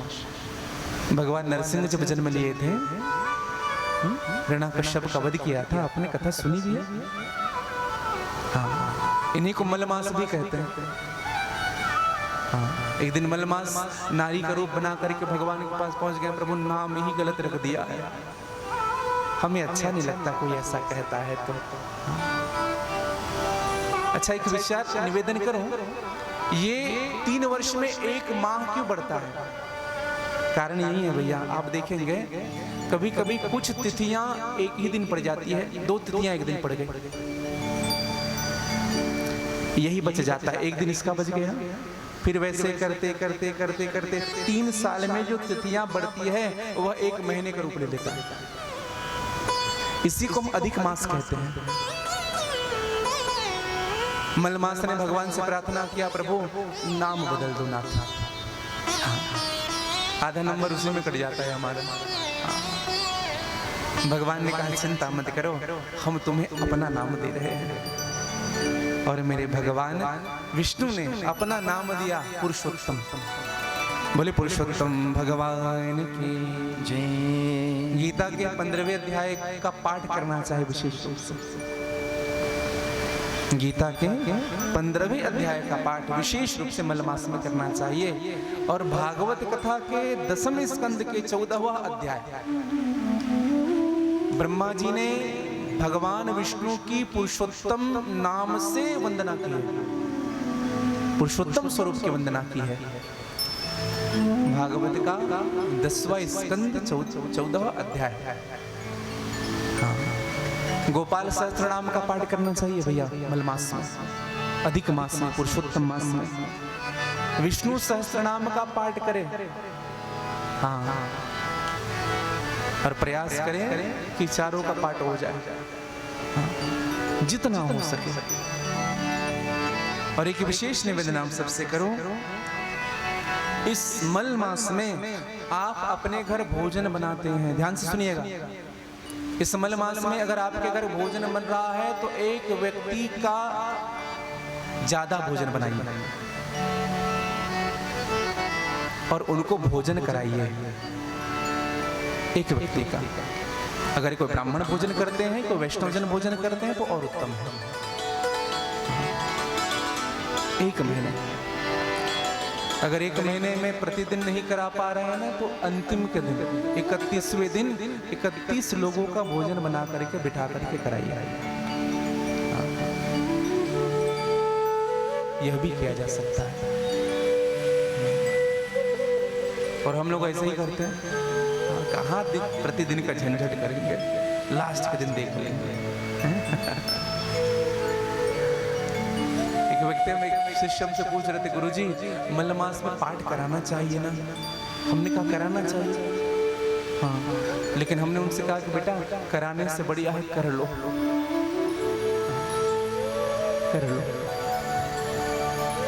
खुद कर लोगे ना तो उनका फल अलग मिलेगा। ब्राह्मण देव का तो बिठाओगे, दक्षिणा तो दोगे, पैसे अच्छे आपके पास हैं, लेकिन खुद जब सत्कर्म करोगे तो उनका फल आपके जीवन को जरूर मिलेगा।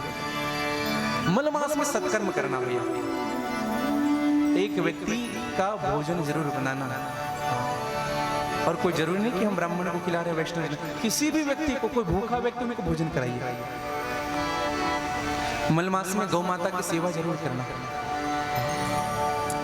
ऐसे तो प्रतिदिन गौ माता के लिए हमको एक निवाला निकालनी चाहिए प्रतिदिन। आगे चर्चा करेंगे गौ माता की महत्ता। लेकिन मल मास में गौ सेवा करने से आपको सहस्त्र गुना फल मिलता है। सहस्त्र गुना, 1 रोटी खिलाए हैं तो 1000 रोटी खिलाने का फल मिलेगा आपका। यह है पुरुषोत्तम मास। और विशेष और निवेदन करूंगा, मल मास में आप अगर घर में 2 दीपक जलाते हैं ना, तो इस पुरुषोत्तम मास में 1 दीपक एक्स्ट्रा जलाइए, 3 दीपक जलाना प्रारंभ करिए। हाँ, दरवाजे के एक कोने में दीपक रखते हैं, अब दोनों कोने में रखिए। पुरुषोत्तम मास है। अगर आप मंदिर की परिक्रमा 4 बार कर रहे हैं तो 8 बार करिए, 12 बार करिए, 108 बार करिए। नाम जपते रहो, काम करते रहो। पुरुषोत्तम मास में धाम वास करना चाहिए, ध्यान रखिएगा, धाम वास करे। अब आप कहेंगे महाराज धाम कैसे वास करे? धाम वास करने का मतलब क्या होता है बताएं? आज हम कहीं धाम चले गए, सुबह गए, दर्शन कर लिया, वृंदावन गए हैं, केदारनाथ गए, बद्रीनाथ गए, दर्शन कर लिया, तुरंत घर वापस। इसको वास नहीं कहते। एक रात्रि का रुकना ही वास होता है, और उस रात्रि में रुक करके सोना नहीं है, उस रात्रि में रुक करके गुरु मंत्र का जप करना चाहिए। हाँ, यह है वास। रात्रि में सोना नहीं चाहिए। अगर आप एक दिन के लिए कहीं धाम जाते हैं, कहीं तीर्थ जाते हैं, तो उस रात्रि में विश्राम मत करिए, आप भगवान का जप करिए, भगवान का नाम लीजिए। और मलमास में जा रहे हैं तो इनका विशेष महत्व है। हाँ, वास का मतलब ही है रात्रि जागरण और रात रुकना। हाँ, तुलसी जी की अर्चना करनी चाहिए मलमास में। अधिक मास में तुलसी जी की विशेष अर्चना। एक तुलसी का दल भगवान को अर्पित करते हैं तो एक तोला सोने का दान अर्पित कर रहे हैं, यह भाव शास्त्र कहता है। तुलसी हेम रूपम रत्न रूपम च मंजरिम भो मोक्ष प्रदायिनी तुभ्यम समर्पयामि हरि प्रियम। और एक विशेष निवेदन करूं, शिव जी का विशेष अभिषेक हो अधिक मास में। कल हमारे आचार्यों के द्वारा इस कथा प्रांगण में प्रातः भगवान शिवार्चन भी प्रारंभ हो जाएगा। आप लोग भी शिवार्चन का दर्शन करें। हाँ, प्रातः 8 बजे से। हाँ, भगवान के शिवलिंग बनाए भी जाएंगे, अभिषेक भी होगा, सहस्त्र गुना फल देने वाला है भैया। हाँ, और एक विशेष निवेदन आप सबसे करूंगा, मलमास में निंदा नहीं करनी चाहिए। हाँ, किसी की चुगली नहीं करनी चाहिए, किसी से द्वेष नहीं करना चाहिए। हाँ, एक दूसरे को मत देखिए, अपने आप को देखिए। हाँ, कभी ना हो। क्यों बताएं? अगर आपने 31 दिन में 30 दिन खूब पूजा पाठ किया, खूब दान किया, खूब धर्म किया, 31वें दिन अगर किसी की निंदा कर दी तो पूरी पूजा पाठ दान का फल उनको मिल जाएगा जिनकी आपने निंदा की है। हाँ, इसलिए भैया भूल के भी निंदा ना हो। और एक विशेष निवेदन करूं, मल मास में गुरु दीक्षा का विशेष महत्व माना गया है। हाँ, दीक्षा संस्कार का विशेष महत्व है। देखो भैया, यह जो संस्कार है 16 संस्कार में नहीं आते, यह आध्यात्मिक संस्कार है। और मैं शुभकामनाएं प्रेषित करता हूँ अग्रवाल परिवार को कि आज आपने गुरु दीक्षा स्वीकार की, भगवान की शरणागति स्वीकार की है। अगर हम दीक्षित नहीं हैं तो हमें अवश्य दीक्षित होना चाहिए। और मलमास से उत्तम समय, वो भी शिवार्चन का समय, वो भी श्रावण मास का समय, वो भी शिव महापुराण की सन्निधि का समय भाग्यशाली को मिलता है भैया, सबको नहीं मिलता। यह मलमास की विधा है। हाँ, अधिक मास में सारी क्रियाएं करनी चाहिए। और सबसे अच्छी बात यह है कि आज इस अधिक मास में जांजगीर चांपा में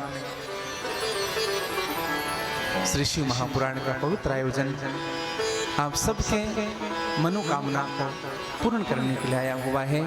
और आइए भगवान शिव के चरणों में एक छोटी सी प्रार्थना करें, पश्चात कथा को विश्राम देंगे। एक बार कह लीजिएगा, हर हर हर हर हर हर।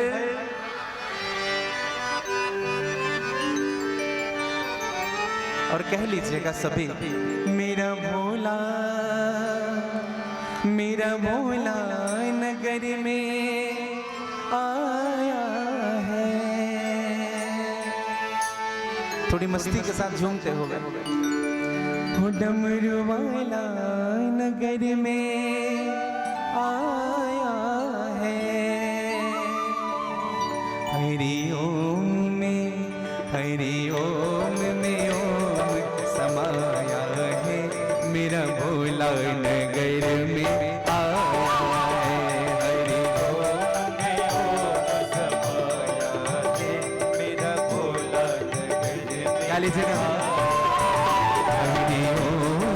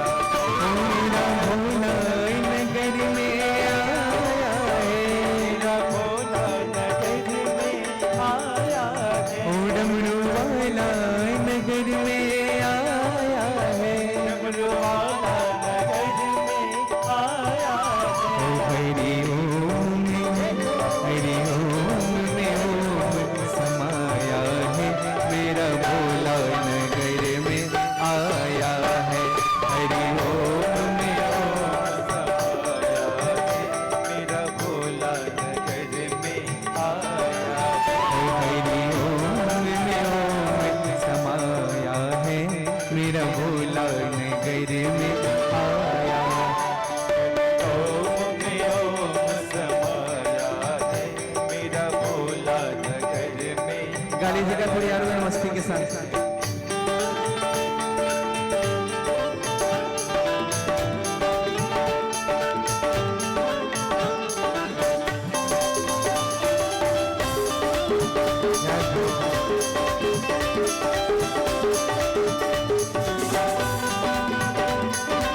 पीछे वाले पे थोड़ी आनंद और मस्ती के साथ।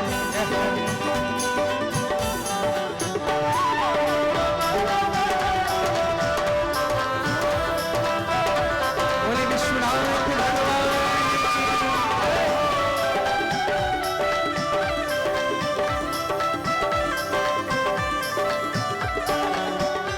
मेरे भोले के सिर पर गंगा है, मेरे भोले के सिर पर गंगा है, मेरे भोले के सिर पर गंगा है, मेरे भोले के सिर पर गंगा है, ओ मेरे भोले के सिर पर गंगा है, मेरे भोले के सिर पर गंगा है, ओ मेरे भोले के सिर पर गंगा है।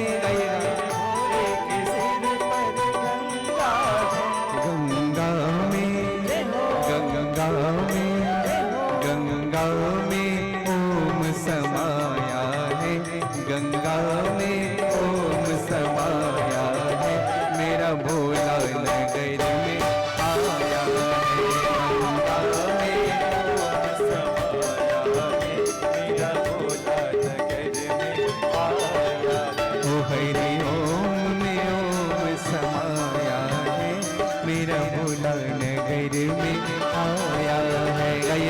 ओम में ओम समाया है, मेरा भोला नगर में गाइए थोड़ी आनंद और मस्ती से।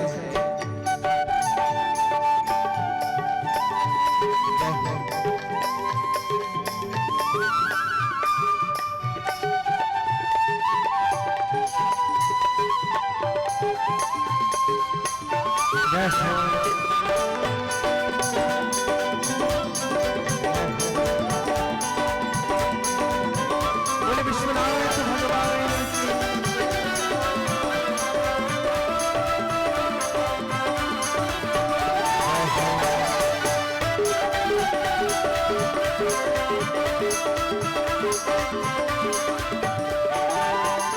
मेरे भोले के माथे पे चंदा है, मेरे भोले के माथे पे चंदा है, मेरे भोले के माथे पे चंदा है, मेरे भोले के माथे पे चंदा है, ओ मेरे भोले के माथे पे चंदा है, मेरे भोले के माथे पे चंदा है, ओ डमरू वाले के माथे पे चंदा है, डमरू वाले के माथे पे चंदा है।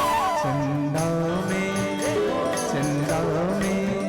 चंदा में ओम समाया है, चंदा में ओम समाया है, मेरा भोला नगर में आया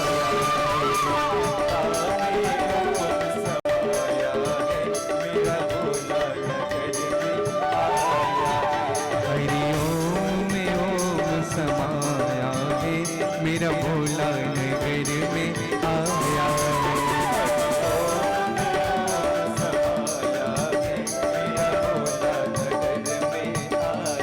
गाइए गाइए।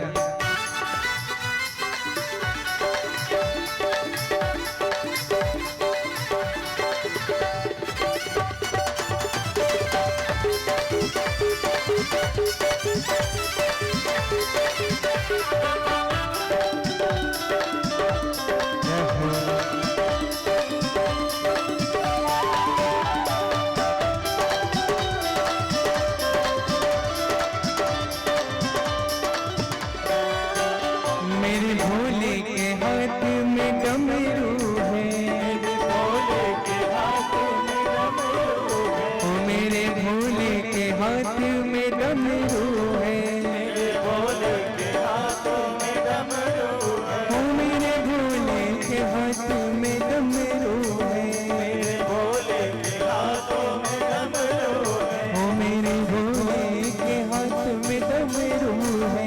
मेरे भोले के हाथ में और भैया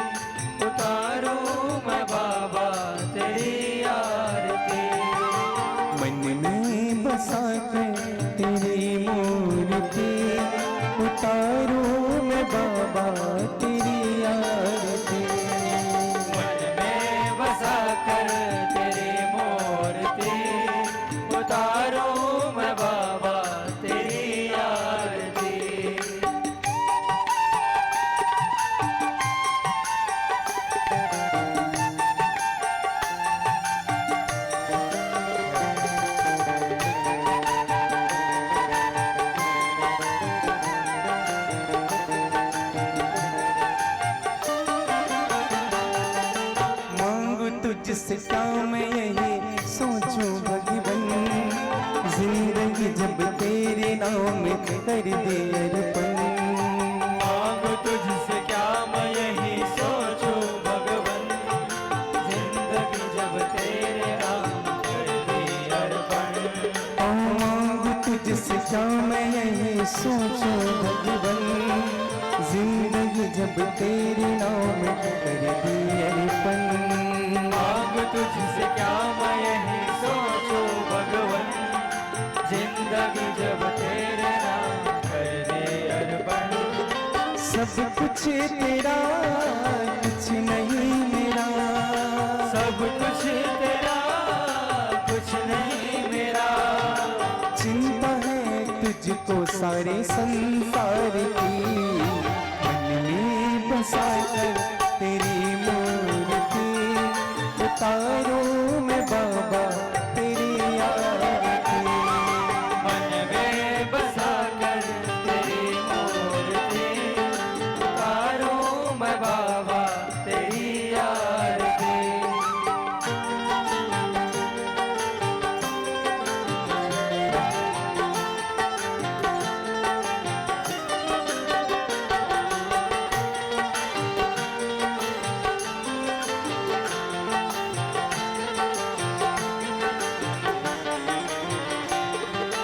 वेद तेरी महिमा गाए संत करे ध्यान, नारद गुण गान करे छेड़ विराता।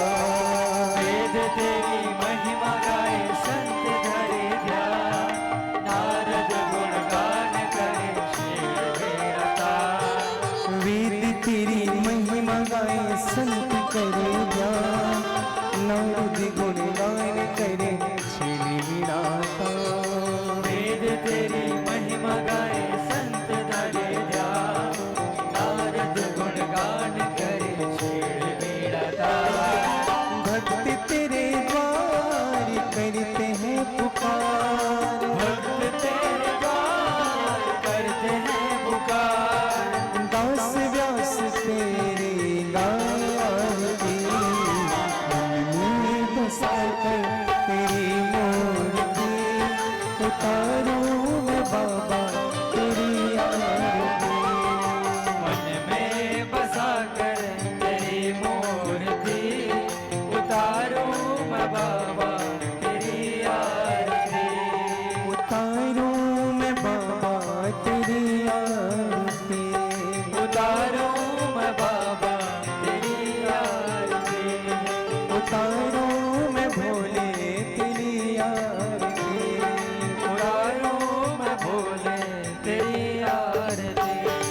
कर्पूर गौरम करुणावतारम संसार सारम भुजगेन्द्रहारं सदा वसन्तं हृदयारविन्दे त्वमेव माता च पिता त्वमेव, त्वमेव बन्धुः च सखा त्वमेव, त्वमेव विद्याधरणं त्वमेव, त्वमेव सर्वं मम देवदेव। आईनेवल्पं सेन्देर्वल्बुद्धध्वनवाल्म सुखस्य भाव करोमि यज्ञं सकलं परस्मै नारायणाय समर्पयामि। अच्युतं विश्वं रामनारायणं रामं वासुदेवं वरदं माधवं गोपिकावल्लभं हरि हरे राम हरे राम राम राम हरे हरे, हरे कृष्ण कृष्ण कृष्ण हरे राम राम राम हरे हरे, हरे कृष्ण कृष्ण कृष्ण हरे हरे। हरे राम राम राम हरे हरे, हरे कृष्ण कृष्ण कृष्ण हरे हरे। हरे राम राम राम हरे हरे, हरे कृष्ण कृष्ण। बोल विश्वनाथ भगवान की जय। कर्पूराराधिक्यं समर्पयामि जलेन शीतलीकरणं पुष्पैरेवादिवन्दना देववन्दनं देवतादिवन्दनम्। स्वयं गृहीत्वा हस्तं प्रक्षाल्य हस्ते यक्षतपस्पान् कृत्वा मन्त्रवदपाञ्जलिः। ॐ यतनेन यतनमय जन्तदेवास्तानि धर्माणि प्रथमान्यासन्नः देहनाकं महिमानः सचन्द पूर्वे साध्या सन्ति देवा ॐ एकदन्ताय विद्महे वक्रतुण्डाय धीमहि तन्नो दन्ते प्रचोदयात् ॐ कात्यायन्यै च विद्महे कन्याकुमारी च धीमहि तन्नो दुर्गे प्रचोदयात् तत्पुरुषाय विद्महे महादेवाय धीमहि तन्नो रुद्रः प्रचोदयात् सेवन्ति कामकुलजं भगपाटलाब्जै पूर्णागजातिकरवीरसाल पुष्पै बिल्व प्रवाल तुलसी दल मंजरेभि त्वां पूजयामि श्री शंकर मे प्रसीद नाना सुगंधि पुष्पाणि यथा कालोद्भवानि च पुष्पाञ्जलिं मया दत्ता गृहाणा शिव शंकर भगवते साम्प्रदाय शिवाना स्वस्ति मंत्र पुष्पाञ्जलिं समर्पयामि प्रेम से बोले शंकर भगवान की जय। उमापति महादेव की जय। महाकाल महाराज की जय। काशी विश्वनाथ भगवान की जय। सीता रामचंद्र भगवान की जय। हनुमान जी महाराज की जय। बाके बिहारी लाल की जय। राधे कुंज धाम की जय। रोहिणी गव धाम की जय। सदुदेव भगवान की जय। पूज्य व्यास जी महाराज की जय। अपने मन गुरु माता पिता की जय। धर्म की जय हो। धर्म की जय हो। अधर्म का नाश हो। अधर्म का नाश हो। प्राणियों में सद्भावना हो। प्राणियों में सद्भावना हो। विश्व का कल्याण हो। विश्व का कल्याण हो। गौ हत्या बंद हो। गौ हत्या बंद हो। गौ माता की सेवा हो। गौ माता की सेवा हो। सत्य सनातन धर्म की जय हो। सत्य सनातन धर्म की जय हो। नमः पार्वती पदये हर हर हर महादेव।